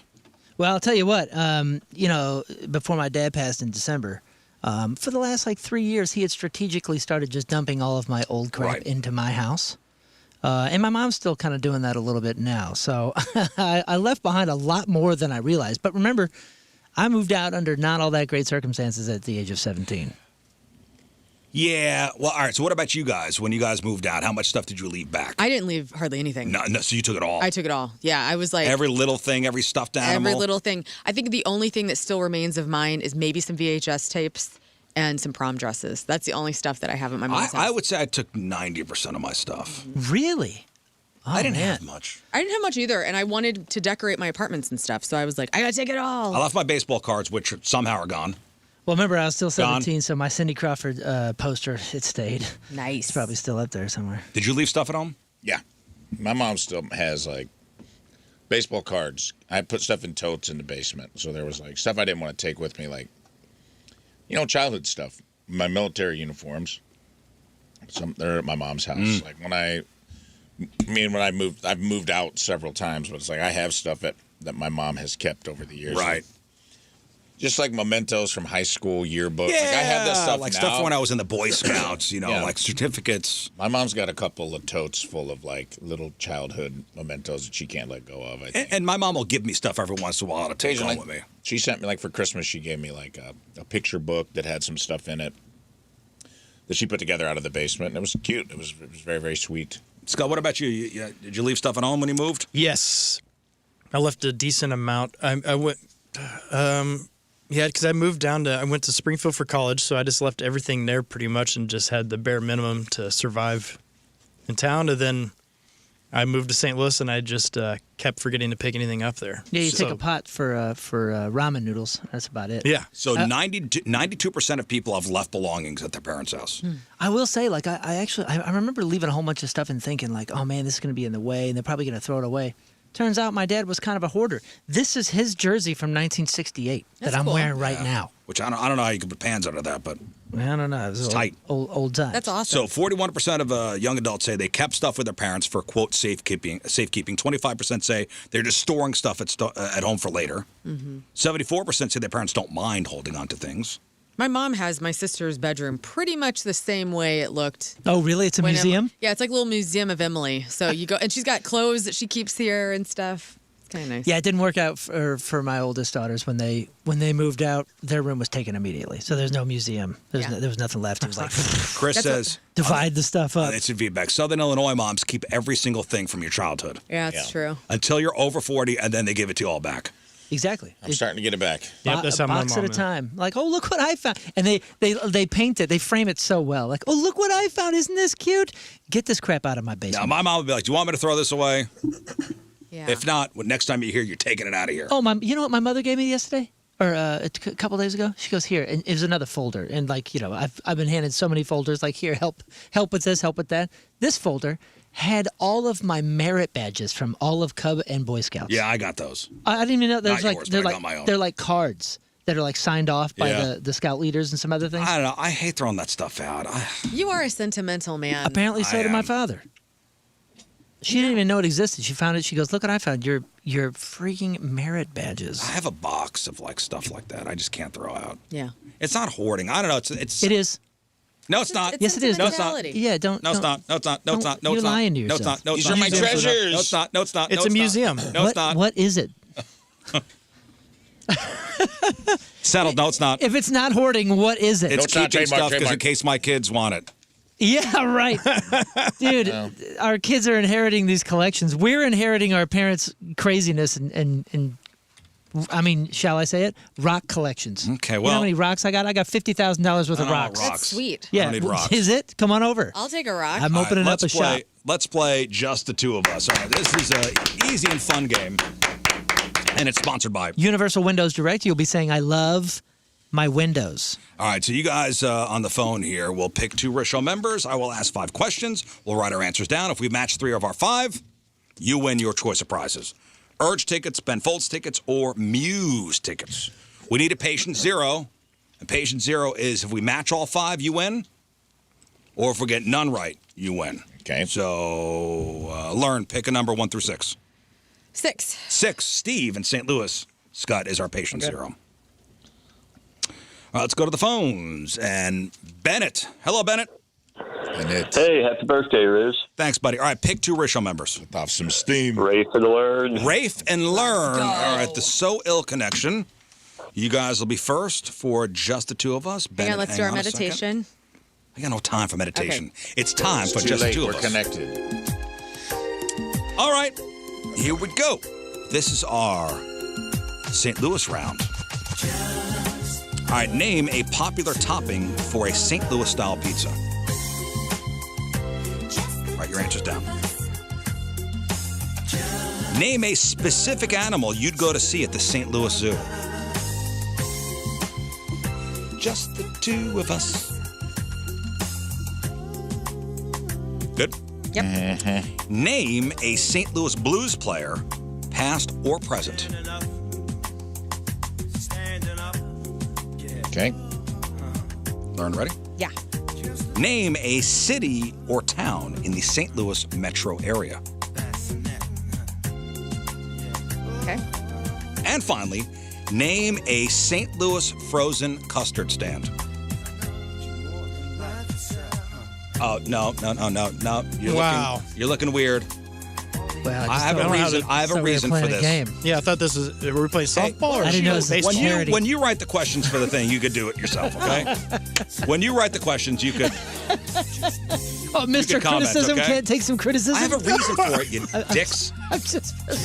What's wrong with you? It's Friday. Stop What's wrong doing with you? it every What's wrong with time. him? You had a half a week, He's bruh. a nice man. This is his weekend. I'm low on tea. Or I'm too high on tea. I don't know. Yeah, he needs. Get out the tea. Roll out the tea cart. Scott, get the injection ready. I'm gonna hold him down. I got it. He's strong. All right.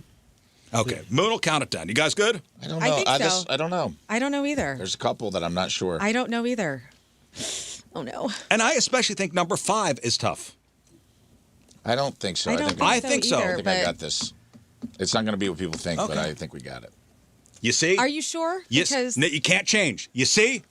You see? also, I'll explain one of my answers later. Okay, here we go. It's always a good Learn sign. and Rafe. It's always a good sign that we went with first thing. In Name a popular topping for a St. Louis style pizza. 3, 2, 1. Pepperoni. Provel cheese. Okay, nope. Provel and pepperoni, not a Is that match. St. Louis specific? Okay. Name a specific animal you'd go see at the St. Louis Zoo. 3, 2, 1. Polar bear. Okay.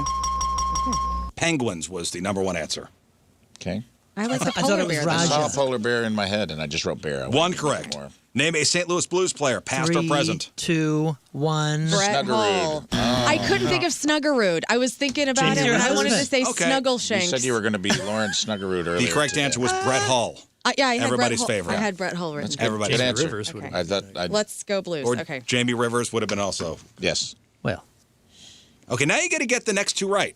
It's going to be tough. Name a city or town in the St. Louis metro area. 3, 2, 1. Maplewood. How'd you not say St. and- Louis? Dude, screw Ellis. I went with the Bennett one you is live gone. in. You could have Bennett, said you're gone. You could have said St. Louis. Okay. Name Didn't do a very St. Louis frozen custard stand. 3, 2, 1. Ted Andy's. Drews. Oh, my gosh. That's what it is. Andy's isn't even That's St. Louis, is it? exactly why I said, so no, there's sad. Andy's by her house. That's where she goes. I hate She goes Andy's to It's not custard. St. Louis. Yeah. It is St. No, Louis. you know what? Wait, Thank you you. literally talk I- about it all the time. That's No, see? hang on. You jerk. You guys make Scott. no sense. It's just Ted just because Drews. he's a fool And doesn't let me make tell you this. smart. Can I say this? Hot take on a Friday. I freaking don't like custard. Okay? I don't like Andy's. I don't like Ted Drews. I don't like none of Get it. outta I like here. clementines. Leave. Give me some ice cream, boy. Dude, I don't like, even know what you believe in because you've talked about Andy's like 3,000 times. The on only air. reason I go You to know what, Andy's is Lauren? because I would have it's said close. Andy's. I would Why? Because that's where well, you then why go. don't you play I was trying against? to- Because I wasn't picked. Okay. There well, are 160 Andy's frozen custard locations. I'm a clementine's Ted Drews queen. is Yeah, the and answer, two yeah. Ted Drews. Andy and Ted have owned this what I business mean. too long. It's clementine's time. Let's roll. How do you feel Clementine's about is great. corn Right. It is custard? delicious. Yeah, those are the only two vegan acceptable options. answers. But I Hello. asked, and that's what it was either Andy's or Ted Drews, or me throw some- Silky's in there. give me some Silky's full good too. cream. Silky's is close to All you. right. Is there a Mr. Wizards? Is that a place too? That's in Maplewood. Okay. I used to live by there too. I live Jilly's within custard? a mile of a custard stand. I never heard of that. Hey, Spanky's used to rock South County. Chris, hello. Spanky's. Hello. All right, Chris, pick two people. Can I pick you, Riz? Yeah. I didn't consider. I'd like to. I'd like to do you and Moon, please. Yeah, dude. Me and Moon. Energy up. Yes, you would like to do Energy it. up. Indeed. All right, hang on 1 second. Lock it up. Okay. We're locked up. Lock it and up. This is our round. Can You I and ask me, the brother. questions? 12 years together. We know each other's minds. It is one. Yeah. It is- Round two. It is one. Okay. Round two. I don't like that you've already seen these questions, but whatever. Well, it doesn't matter. All right, round two, guys. Number one, name a lead singer of a 90s grunge band. All right. Number two, name an instrument found in a standard rock band lineup. Okay, that was good. Number three, name a city often associated with a music scene. A city often associated with a music scene. Okay. Number four, name a song by the band Nirvana other than Smells Like Teen Spirit. Look at him. Look deep into his eyes. And finally, number five, name a festival or concert tour famous in the 90s or 2000s.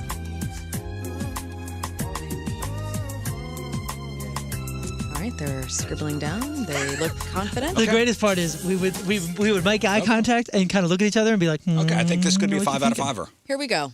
I'll count it. Listen, we have a No, shot. Rafe will count it. Count it We down. have a shot. Number one, name a lead singer of a 90s grunge band. 3, 2, 1. Kurt Cobain. One Okay. for one. Got it. Number two, name an instrument found in a standard rock lineup band 3, lineup. 2, 1. Guitar. Oh my God, best friends. Number three, name a city often associated with a music scene. 3, 2, 1. Nashville. Whoops. Sorry, brother. Come on, man. Are you serious? You're right. Wow. We should have stayed in the grunge. Are you serious me with the Nashville yeah. answer? I mean, I'm on it. I mean, it was. Yeah, but we had a whole thing going on. I guess we had a whole Who said thing going Nashville? on with Kurt He said Cobain Nashville. and guitar. That's okay. Yeah, when's All the right. last time, though, you went to Seattle for Goodbye, music? patient zero. I've never been to Seattle. See? I had a job offer out there once. I said no. That's cool. Okay. Because it wasn't a music city? 'Cause we didn't want to move any farther west. Oh. True story. True story. Number 4, name a song by the band Nirvana other than Smells Like Teen Spirit. 3, 2, 1. In Bloom. Yes. There's the win. There's the win. friend. Congratulations, Chris. I'm curious on this one. And just for S's and G's, number 5, name a festival or concert tour famous in the 90s or 2000s. 3, 2, 1. Lollapalooza. What? See. Well, she said 90s and 2000s, and I was like, Lollapalooza went into that. Well, we just talked about Warped Tour. I've done 15 of them. It's still going. That was good. Good for you guys. What do you mean it's still going? Lollapalooza? Oh. Yeah, it's this. It's August. Chicago. Oh. Hello, Allie. Hello. All right, Allie, pick 2 people. I'll do you, Rizz, and Moon. Yeah, baby. Again, okay. Hang on. I mean, we are winners. All right, here we go. Lock it up, friend. Okay. Lock No, it we're up. good. Oh, this isn't the right piece Oh, of that's paper. not right. Okay. I'm sorry. Okay. Here we go. All right. My arms are very short. Thanks. Here we go. All right, round 3 for Allie. Yes, All right, for Allie. guys. Number 1, name a type of pasta often used in Italian cooking. I mean, so many to choose from. So many to choose from. Right, but I'm not saying anything. Okay. Number 2, guys, name a condiment you keep in the refrigerator door. Little refrigerator door shelf. All right. Number 3, name a breakfast meat. What? Did you just throw your hands up? What was wrong with that? Nothing. Okay. You like that question. Last one. I wish I had it. Yeah. Well, I wish I had a breakfast meat right now. Do you have some of that meat candy? Yeah, give me some. oh, the beef Meet me. Oh, dude, I took it home. Oh, you did? Okay. Yeah, I can bring it back though. Did you tell that guy we liked it? I did. Please. He was very happy. Have them send us. Yes, some. Clint says Number hello. 4, name a spice or herb found in a basic spice rack. Ooh, so many to choose from. And finally, number 5, name a brand of domestic beer. Name a brand of domestic beer. Seems pretty easy. Oh man, this is hard. I think this is a hard round. Easy? I feel like this is going to be a pretty good one. I think you might think we go 5 5 for 5 here? I do. Oh, Yeah. absolutely not. Yep. $10? No. Oh, What? okay. Get out of here. Playing for Allie. And also playing for Steve. Steve, we could win for Steve here. right, Patient for- zero if for we get Allie 5 and out of Steve. 5. Rafe, count it down, please. Oh boy. Number 1, guys, name a type of pasta often used in Italian cooking. 3, 2, 1. Bow tie. Whoops. Oh, I'm sorry. Spaghetti. I went to the second one. I'm sorry. I read the second one. You weren't right, though, right? Now you know. I know I was wrong. Okay. All right, Moon. Now you know what I said Name for the a second condiment one. that you keep in the fridge door. I can't lie. I did not Count say it down. ketchup. 3, 2, 1. Ranch. Ketchup. Man. I'm sorry, man. Were we talking about bow tie pasta? You were laughing Yeah, so hard. I don't know why I thought said it was ketchup first. Still I- on your my mind. Okay, number 3, name a breakfast meat. 3, 2, 1. Bacon. Okay, so we need to sweep out We're here, back. by the way. We need to sweep out here. Here we Okay, go. Okay. Oh. This is a big one. Oh, God. Number 4, name a spice or herb found in a basic spice rack. I might have blown it here. 3, 2, 1. Garlic Oregano. salt. See you later. Sorry Bye, about that. guys. Sorry. And- Sorry, Allie. Wouldn't salt just be the... Yeah, I put pepper It's not in at the first, spice and, rack. and then I thought, It's not in a spice not a rack. spice. Is it? That's What an did you say? element. Salt is not a what did you spice. say? No. Oregano? Oregano. That's It's a good a answer. spice, but Sorry it's about not that. a I blew that. Garlic salt, stupid. It's okay. Okay, let's go to number 5 and see what happened here. Name a domestic brand of beer. 3, 2, 1. Bud Light Light. Studio Cams Okay, here we go. live on the Rizzuto Show YouTube The only channel. answer. Duh. Dang, Duh. man, I'm sorry about garlic. Get that Bud Light garlic lime going salt. again, Bud Light. Hey, Let's ranch roll. though. I thought you were the guy that always argues not to put ketchup in the fridge. No, I've never said that. Oh, see, I mean, I got ketchup in the door too, but I thought that was Nah. maybe arguing. Oh, hello, Whoa, Jason. hey. Jason, pick 2 people. Hello, fellas. Hey, birthday, Rizz. Thanks, buddy. All right, pick 2 people. Let's go with Rizz and me. All right. Again? Sensing a theme Listen, man, here. we're 1 for 1. So Okay. cool. Here we Hey, go. we're 1 We're for off the 2. table for next one. popular, We're off the dude. table for next round, okay? Here we go. Number 4, round Sorry, 4. people like us. Round 4. For Jason, Bodies by Jason. Here we go. Guys, name a position on a baseball field other than the pitcher. Ooh, crazy question. That's a point. What do you mean that's a crazy I question? don't know. I'm concerned. Number 2, name a professional football team that is not the Kansas City Chiefs. Okay. Don't you wish you had these questions, Rafe? Yeah. Same with you, Scott. Mm-hmm. How you guys doing? Great. So cool. Number 3. Name a color of a ball used in billiards/pool. Ooh, so many to choose from. Okay. All Come right. Oh, what do you mean, come on? We're 2 for 3. Okay. And number 4, there's one more after this. Name a classic board game found in most family homes. And the last one? I mean, give me a chance. Oh, You got he's it. a slow writer. Oh, come on. He writes really small. Come on, we got this. You got it? Yeah, I got it. Okay. And number 5, name a sport that uses a racket. And we have a winner today. Are we sure? Wow, Oh, very Jason. Are we sure? $10. Here we go. Count it down, Rafe, please. Will do. Number 1, guys, name a position on a baseball field other than the pitcher. 3, 2, 1. 1. Catcher. Did you say catcher? Yes, I did. There you go. 1 for 1. Number 2, name a professional football team other than the Kansas City Chiefs. 3, 2, 1. Rams. Seahawks. Seahawks, yeah, okay. Okay, that's fine. Okay. You're really in Seattle today. Well, they just won the Super Bowl, so I thought it would be. But Rams is fine. Number 3, name a color of a ball used in billiards or pool. 3, 2, 1. Black. Nice, 8 ball. There we That's go. cool. Black. We need to get one of the two. All right, number 4, name a classic board game found in most family homes. Easy. 3, 2, 1. Monopoly. Winner. I'll tell you all about it. Okay. Yeah, Hang on, Jason. And couple handoffs there. The last one, name a sport that uses a racket. 3, 2, 1. tennis. Okay. Man, we almost went 5 for 5. All right, Rafe and King Scott are going, by the way, next. Nicole. Hello, Nicole. Hi. Hi. It's going to be Rafe and King Scott, okay? Good luck. Sounds good. Learn you can read Oh, them. I'm on a roll. I'm sorry, Nicole is her name? Nicole. Nicole. All right, hang on.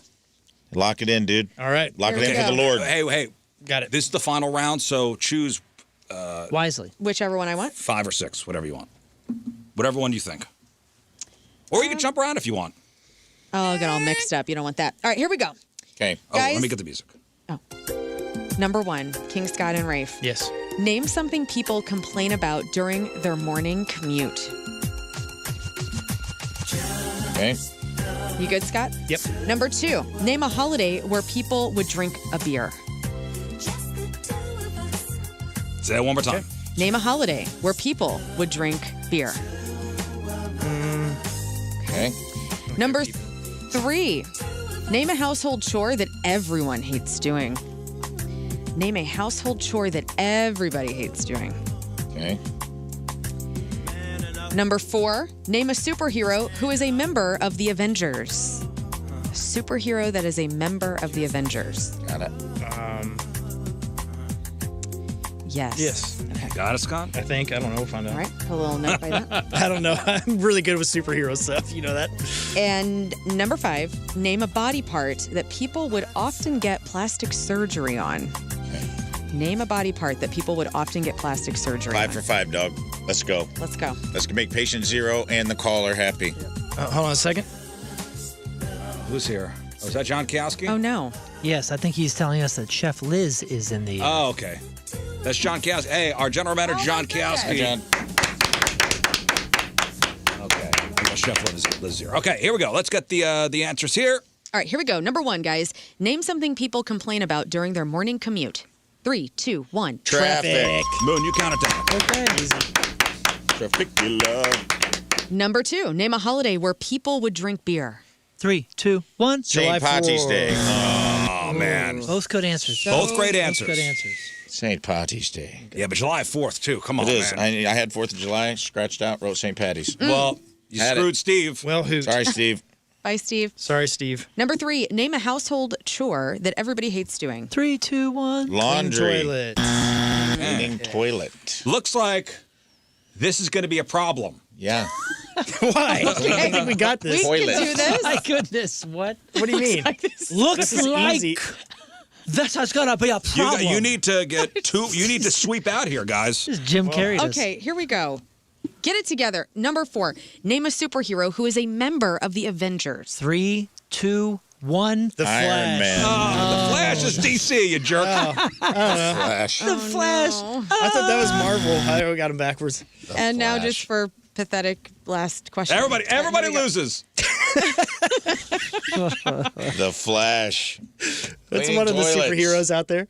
And finally, name a body part that people would often get plastic surgery on. 3, 2, 1. Nose. Oh, come on, boobs. Oh, man. What show are you on? I wrote nose. Only half of the population is getting that surgery. Everyone has nose. Everyone. We might just get a talked nose about job. Courtney Love's Yeah. nose. Oh, that's And true. also, but we also talked Brian about Noam's boobs. I don't know. Yeah, we're talking about boobies. I don't What know. show is this? Well, Good that try, bad? everybody. Way to go, Scott. Thank you. What? It's not a good Friday anymore. It's a terrible Friday. Bad Friday. By Friday. Hey, Chef Liz is here from Tenacious Eats. We'll chat with her about next Friday's Never Ending Story event. And would like to welcome to the Rizz Show studios Chef Liz Schuster and husband Steve, by the way. And husband Steve. He carried our techs here, so. Aw. Thanks, Steve. Chef Liz, Tenacious Eats, 13 years of Tenacious Eats. It'll actually be 14 years God, in 14 November. years. So we're in between. 13 and a half. 13 and a half years. Yeah, 13 and a half. We're teenagers. So the movie you're doing next Friday at Two Plumbers Brewery and Arcade in St. Charles is The Never Ending Story.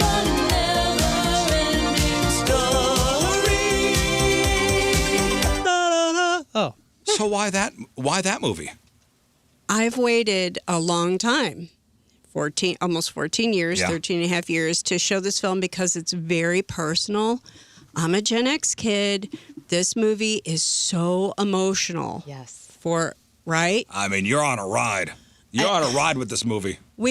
We wanted a luck dragon. I know. To help us fight the bullies. We wanted to disappear into a book and be the character and not have to go to school and hang out in an attic and be the Empress. And be the Empress. I used to right? put, my grandmother had like a teardrop, crystal necklace, and I used to put that on my forehead and slick my hair back into a bunion, and I would just walk around and act like I was the Empress of the Never-Ending Story. Did you guys remember when you were kids? And maybe you guys had the experience. I had this experience with Never Ending Story, which is why it's such a big deal in my life. It was one of those movies that I saw at an age where my brain was still like coming online. Well, it's 1984. It's a 1984 movie. Right. So I saw it as like a 5-year-old, and when you see something like that as a 5-year-old, you don't know what's a movie. After a few days or months, I started having dreams, or I thought that these were my dreams, that this was my thought. And then, of course, a couple years later, when you see the movie, you go, oh my God, I've been thinking about this forever. I thought these were my thoughts. I thought this was my experience. Yeah, it's so dreamlike. Yeah. And it's surreal, and it really demands a lot of creativity on the viewer's part, right? You have to be able to empathize with the characters. You have to want to dive deep. This movie, to me, is about courage and tenacity to be creative and do things the way you want to do them and stay true to what you believe in, even when someone tells you, even your parents who say, keep your feet on the ground, get your head out of the clouds, quit doing all this crazy stuff. You got to do your job. This movie, I think, is quintessential to our generation and other generations, subsequent generations. So in case you don't know, so Tenacious Eats, you've been blending food and film for almost 14 years now. For somebody who's not been to a Tenacious Eats event, how is this different from your typical dinner theater? Well, dinner theater is set. There's a dialogue, there's lines, right? And there's exactly what's going to happen. At our events, it's more circus-like. You're greeted with some kind of popcorn, a cocktail, or something that's indicative of the film. This is a deep dive into the movie. When you do dinner theater, I don't know about you, but you're observing. Yeah. With our movies, it's visceral. You're participating. If you come to one of our films, you're going to walk away also with a ton of prizes. If you walk out empty-handed, you're really trying hard to be quiet. Oh, she did it wrong. You did it wrong. You did it wrong. So we ask our guests to play trivia, to sing, to dance. They're going to get to save our techs when we show the Never-Ending Story. I can't give away too much, but our techs is going to be sinking in mud. And it's up to our audience to save. We're all traumatized by that. Yeah, I know. I was curious as to what part of the meal I was going to be crying into. Yeah. So you've done everything from The Office to Gremlins. So for you, what's the secret sauce to picking a movie that actually tastes good? Because the menu is all planned around the movie. it's the emotion. It's the narrative and how well it drives forward, because the Neverending Story doesn't really have a bunch of food in it. The first course is like, it's a olive oil poached egg yolk on a sourdough vol au vent with a Sanka gastrique and a little bit of blood orange aioli, because the dad in it, that's a trivia question. Who the actor who played his dad, Bastian's dad, do you know? Yeah, I can see him in my head, but I can't think of his damn name. He was in Simon and Simon. Chef Steve, do you remember? Was he Major Dad? Major Dad? Yes. Get it? McGinley? Michael? No. Is it Dennis? Who's Major Dad? Married to Delta Burke in real life. Yes, correct. Gerald McRaney. Gerald McRaney, damn it. 10 minutes. Damn. Partial credit. But he's like, he takes a raw egg and drops it in a blender, and he pours orange juice into the blender, and he's like blitzing it, and it foams up, and he's lecturing Bastian. Bastian's just sitting there putting butter and peanut butter on his sad little sandwich. Yeah. And he's like, you got to get your head out of the clouds. Your mom just died, but get your feet on the ground. You're messing up. All right. And then he goes, he ruffles his hair, and he goes, hope you make it to school today, and takes off. And I'm like, oh my gosh, this is so... Will there be... so 80s dad kind of vibe. Will there be a Swamp of Sadness course? Oh, yes. Will there be rocks? We have a rock biter salad. Yes. Nice. And I was going to ask, is there a dish inspired by the rock biter? They're only gourmet rocks. They're local limestone.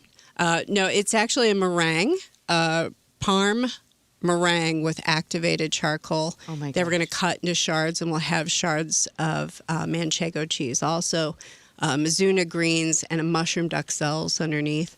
So when I'm watching a scene that I'm emotionally attached to, I feel like I can find the menu. Yeah, it's there, even if it's not literal. Food, someone dining. I feel like there's a menu there. So before you plan out the menu, are you sitting with a pad and paper watching the movie? It depends on the film. Getting inspired that way. Yeah, sometimes I'll target in, like, you can't avoid certain films. They just have that, signature dish in a movie that you just can't get around. And I know, okay, so at 40 minutes in, this dish is going to be served, and I'm going to do our version of it. So I construct it around that. Sometimes I don't have to sit down with pen and paper. Sometimes I'm like, oh. You know it so well that you're... Yeah, in some movies... The creativity's flowing through you. Yeah. Are you inspired by color of a film? Like if you watch, I don't know, like Eternal Sunshine of a Spotless Mind, there's a lot of color in that movie, and it's like light and dark. Do you think about that with your dishes? Absolutely. That's so correct, because when we did Amelie, the color palette in that, the color specs are so specific. Right. The greens and the reds, I brought that into every single plate to mimic what we saw in film. I remember the spaghetti dish you did at the Elf showing. That was... well, yeah, I mean, if it's the movie Elf, that is a signature dish. With the maple syrup. Yeah. But we made a carbonara. It was incredible. We made a maple syrup carbonara, so it was still savory, with the crisped bacon. Actually, we used guanciale, didn't we, Chef Steve? Guanciale and maple syrup to make the carbonara. So sometimes I should really make it with that. Yeah. Pig cheek. Oh, that's the best. I always go like this when I explain to people. Good luck finding it. Hard to find in the area. You gotta know somebody. Yeah, you gotta know somebody. Know who to order through. Call me if you need it. If you're listening, I'll find guanciale for you. So you're hosting this at Two Plumbers out in St. Charles. So, and I've been out there before. So how do arcade games and the craft beer pairings, change the energy each night? It's perfect because this movie, we had to do it at Two Plumbers. Two Plumbers is an 80s and 90s kids' dream. The video games, we couldn't leave the other day. I couldn't get Chef Steve out of Two Plumbers. The games, they have pony games. They've got Galaga. It's a cool place if you haven't been. Everything. They have pinball machines. They have a Labyrinth pinball machine that I'm worshiping now on a whole other level. But it's the environment that we wanted to go to. It's an arcade with beer. That's perfect for this film. And James Enstall, who we've had on the air before, he's from Two Rivers Comic Con, is emceeing the event. So is the event the ultimate warm up for the local cosplay, the comic book community? Because Two Rivers Comic Con is coming up. Exactly. Last year we did May the 4th. We did a showing of Spaceballs, and we did Pizza the Cup. That's so good. We had so much fun. And so this year, this is our preempt to Two Rivers Comic-Con. We are sponsoring Two Rivers Comic-Con, and we're also doing the Green Room. For all of the artists and voice actors that are coming, and voice actors from Voltron. We were talking about that before. off the air. Yeah, That's cool. so I'm very excited. This all makes sense because the theme for Two Rivers this year, their second year of doing the con, is 80s and 90s sci-fi and fantasy. Yeah, so This it fits. is perfect. And I'm hearing there's a costume contest.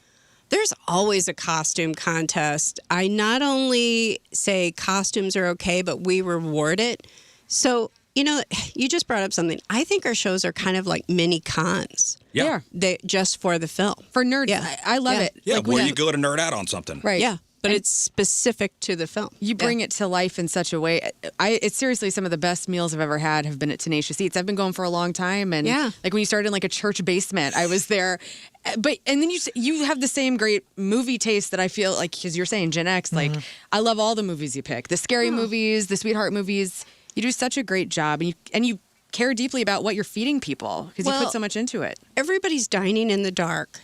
So I feel like our flavors really have to punch through. Yeah. And I don't want them to be in contrast with the movie or the experience, but they really have to pop for our diners. So your ticket includes 5 courses and 4 beer pairings plus cocktails. So how do you manage the timing so the food hits the table exactly when the scene happens on screen? Magic. It's magic. I have a luck dragon. No, I have Chef Steve. And an amazing crew, and it's all about timing.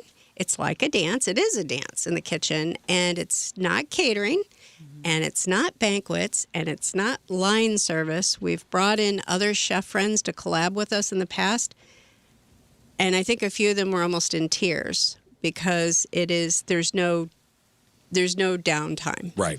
And once the movie's on, everything's got to be timed out right. It's got to be timed out right. We've seen other businesses try and do what we do, and I don't think they know the secret. And we're very careful about our timing because I want to make sure that you have a dish in front of you before that scene. So there's an artistry in who our MC is, how much time we spend on giving away amazing trivia gifts, making sure that everybody's got something in their hands. That's the trick, right? It's ebb and flow. And I can also tell when the audience is like, I'm starving, chef. Get me another course. I don't care. You can feel that. I can feel it. So that's an ability, too, to just, okay, we got to push through this. We'll get to some trivia later, but right now we got to feed these folks. So. Do you have great parties at your house, like in your personal time? I'm for real. Like, do you do this for your friends, like, in your personal life? We do. Our daughter-in-law, for her birthday, I'm a grandmother. Can you pick? Congratulations. Me too. I'm an interesting grandma, let me tell you. Grandma's for life. I'd love to have you as a grandma. Are you kidding me? I'm great movies and food. And That's amazing. I have to watch my language, of course, because, chef grandma. Right. Yeah. But we did ratatouille for our daughter-in-law, and we had our grandkids help us cook, and we had a little rat hat for our granddaughter and the chef's toque for our grandson, and they helped us do 5 courses. We cooked together, and when our daughter-in-law got home, hi, Kelly, we surprised her with the movie. So cool. Cute. Hey, and another testament, too, to how cool Tenacious Eats is, a lot of people want to go see their favorite movie or something like that, and you think that, this is such a movie experience, such a film appreciation experience that you should know the film. I have gone to a Tenacious Eats and seen a movie I've never seen before, and it was still one of the coolest. I love the movie more. It was Grand Budapest Hotel. Oh, that's a good movie. Oh, And I had never seen it, and I experienced it in such a unique way for a first view that it's kind of one of my favorite movies because of the association. I can see those Wes Anderson movies being very conducive to this with the colors it was amazing. And the vibe to it. So you can go and you can see a movie that you haven't seen before in a Tenacious Eats environment and be equally blown away by the people that are diehard fans. We reward people for never seeing the film, to people who say, hey, I've seen this so many times that my husband left me. we reward everybody. So it doesn't matter where you are in that gamut. Like, I've never even heard of this movie, and my friend dragged me along. We'll go, hey, here's some tickets to another event. Right. So, I mean, like, Never Ending Story, we're giving away tickets to see Mr. Blue Sky. Oh, cool. The ELO tribute concert. I mean, I think almost everybody in our audience might be eligible to get a ticket to that, a couple tickets. We're giving away tickets to Labyrinth in concert, which I went to last year, and that's another one. Gotcha. Of my favorite. Oh, You've done Labyrinth, haven't you? Oh, yeah. We donated funds to the American Cancer Society. That's nice. So what is this? What these are whoopie pies, you said? These are Chef Steve's whoopie pies, but I call them a Gen X whoopie pie. Will this be served next Friday? This will be fifth course. Nice. I think we called this Moonchild. Nice. That looks They're like so cool. whipped white chocolate ube ganache, strawberry sponge cake, passion fruit, Is that off the top marshmallow, of your and head? cocoa nib soil. Is that just off the top of your head? Just I mean, looking at that's that? just what I I'm. didn't know you're such a foodie. I'm Look just, at you. I'm just looking at that. and correct me if I'm wrong. No, now you mention it. You know, blackness, the nothing is taken over. There's nothing left in the universe. Yeah. And what's left? You know, Bastion, spoiler alert, has to save Fantasia. So to me, this represents Moonchild, and it is unbelievable on the palate. All right, so Chef Liz, if you were to describe the flavor of the nothing in one word, what would it be? What is the flavor of the nothing in one word? Gluten-free bread. Oh, burn. More than one word, but we will accept that Okay. as an It's answer. all one word here. It's hyphenated. All right, so it's next Friday. Tenacious Eats, The Never Ending Story. It's at Two Plumbers Brewery and Arcade up in St. Charles. How do people get tickets? Tickets are available right now at stltenaciouseats.com. And listeners, right now, there's a question of maybe a dozen tickets left. Saved this just event. for our show, by the way. So Yeah. get your tickets. Okay. If you use the discount code RTEX, with RTEX spelled ARTEX exclamation point, for a big discount. It's like $20 off the ticket. Okay. If you use that, there's a reason why it's spelled EX. Okay. And you'll find out at the show. And we'll push all that stuff out on the It's social already media. out? So stltenaciouseats.com. 5 courses, 4 beer pairings, cocktails, arcade access, prizes, dress up. I want to see 50 Falkors running around. Yes. I can't wait to hug 50 Falkors. That sounds wrong, doesn't it? It does, but it yeah. sounds so good too Yeah. at the same time. I'm okay with that. And I think we're gonna eat those whoopie pies I'm right gonna now. go hard on these whoopie pies. Yes. There we go. It's Chef Liz, Tenacious Eats. And what's next? What's the next one? Next one. Or we're just going to deal with this right now. And We have a big announcement to make. I know in May we're doing Foodies Eat First Mm-hmm. downtown with Braden. Braden STL. He's a good friend, and we're very excited. And we're going to be showing a movie and serving movie-inspired food for Foodies Eat First in May. So Awesome. I'm so psyched about that. that's So, huge. Yeah. We had him on last year for that festival. So stltenaciouseats.com. Next Friday the 10th. I keep wanting to say Two Plumbers, but it's Two Plumbers Brewery and Arcade in St. Charles. Good luck. Thanks. And that's Chef Liz. And thanks, Steve. All right, Moon, what do you got? Okay, guys. Well, after opening day at Busch Stadium that featured a record-breaking 91-degree heat and a wild comeback, the Cards are heading north. They open a 3-game series in Detroit against the Tigers today. Tigers. First pitch is 12:10 our time. On the mound is Michael McGreevy, young pitcher trying to, looking to prove that he belongs in the new-look rotation. He'll be facing Framber Valdez, a veteran lefty who has a nasty sinker. So look out, it'll be a fun matchup. Cardinals have a great chance to keep this positive momentum going. So Easy game. Go Birds. Swing Boys. Across the country, the St. Louis Blues are in a desperate situation. Their flickering playoff hopes are being taken to the West Coast as they face the Anaheim Ducks tonight. Blues are currently winless on their 4-game road trip after a torrid stretch, meaning that they were on fire and then they went 11-2-2 and then totally hit a wall. Currently 4 points behind the final playoff spot with only 8 games left. To get in, the Blues need to win almost every remaining game and hope the teams ahead of them, like Nashville and San Jose, start losing. we'll see. Coach Jim Montgomery had some blunt advice for the team, quote, hit the net.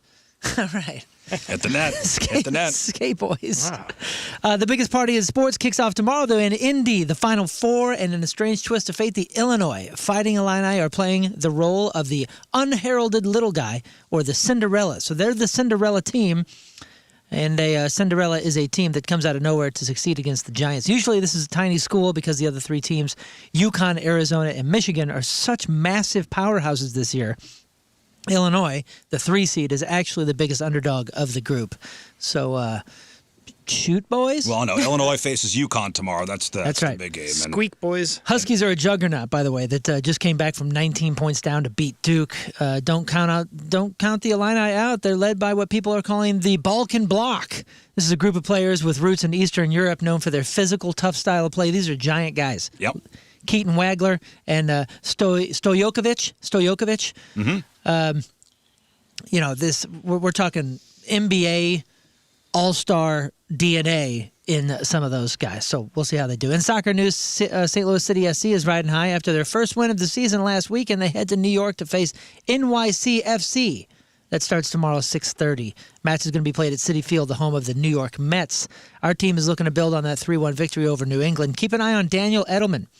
He's been a steady presence in the middle of the field and was recently named to the MLS team of the match day.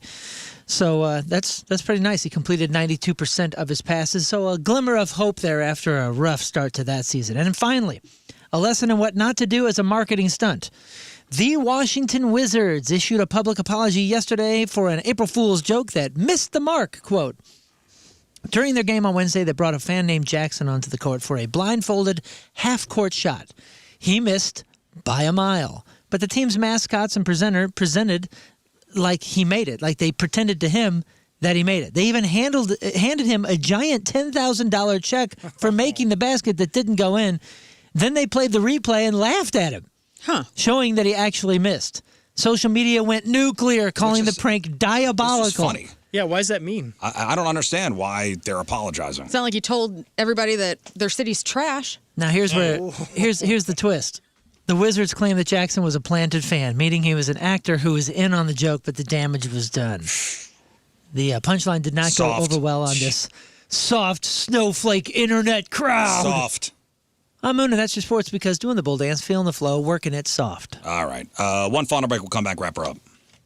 All right. That is it for us. Appreciate y'all tuning in. Friday in the books. We landed the plane. All right, if you missed anything on the program, make sure you check out the clip of the day brought to you by Michael's Flooring. Also, the podcast brought to you by Dobbs Tire and Auto Centers. And today's podcast is titled, I Can't Wait to Hug 50 Falkors. All right. Moon, what else? Huge thank you to Chef Liz and Chef Steve for the pastries today and coming in, sharing the Tenacious Eats foods. And then don't forget May 2nd. Can You Feel the Funk Tonight? We got 2 shows, 3 p.m. and an 8 p.m. show and a VIP experience in between. At the pageant, so much fun. There are family 4-packs left, but those are going quick. So get your tickets, please. All right, learn. Thanks to everybody who sold out tomorrow night at Miners Theater in Collinsville. I love you all. I can't wait to see everybody. And please support the guys and everything that they're doing. And thanks for supporting me. Rafe. Yeah, come out tonight. Funny Bone, Westport. Early show sold out. Late show got a few tickets left. Tomorrow, early show sold out. Late show got a couple of tickets left. I hope I see all you guys. I had a blast last night. We're partying hard. It's going to be fun. So come out to Westport Funny Bone. All right, Scott. Well, since you guys are going to see Learn and Rafe, you probably need to take your kids somewhere, or maybe you're just yourself. Scott's so come out watch tomorrow. all your kids, so drop them off at Scott's house. Come over to my house tonight at 3 a.m. is the ribbon cutting ceremony for the 24-hour dispensary. So bring your kids. It's going to be a great time. No, tomorrow out at St. Louis Family Church, slfc.org. We're having a big Easter egg hunt. Check it all out right there at slfc.org. All right, check out my video, deep dive into the Afro Man story. It's up on the Rizz Show YouTube page. And the socials. And the socials, yeah. If you really want to know about that Afro Man trial, the defamation trial, I break it all down for you. So check that out on the Rizz Show YouTube page. All right, we'll leave you with a selection from our Team Rizz Member of the Day, brought to you by Hot Shot Sports Bar and Grill. From Barnhart, Nicole Grobe is our... And she said Moon's Choice, so he wants to hear this. So I have a... It was Moon's Choice? Yeah. Yeah, it says Moon's Choice right and you there, picked this one. You Hey, picked man. this. That's cool, man. Nice Happy pick, Easter, brother. everybody. Energy. See you Monday. Shine Bye. down.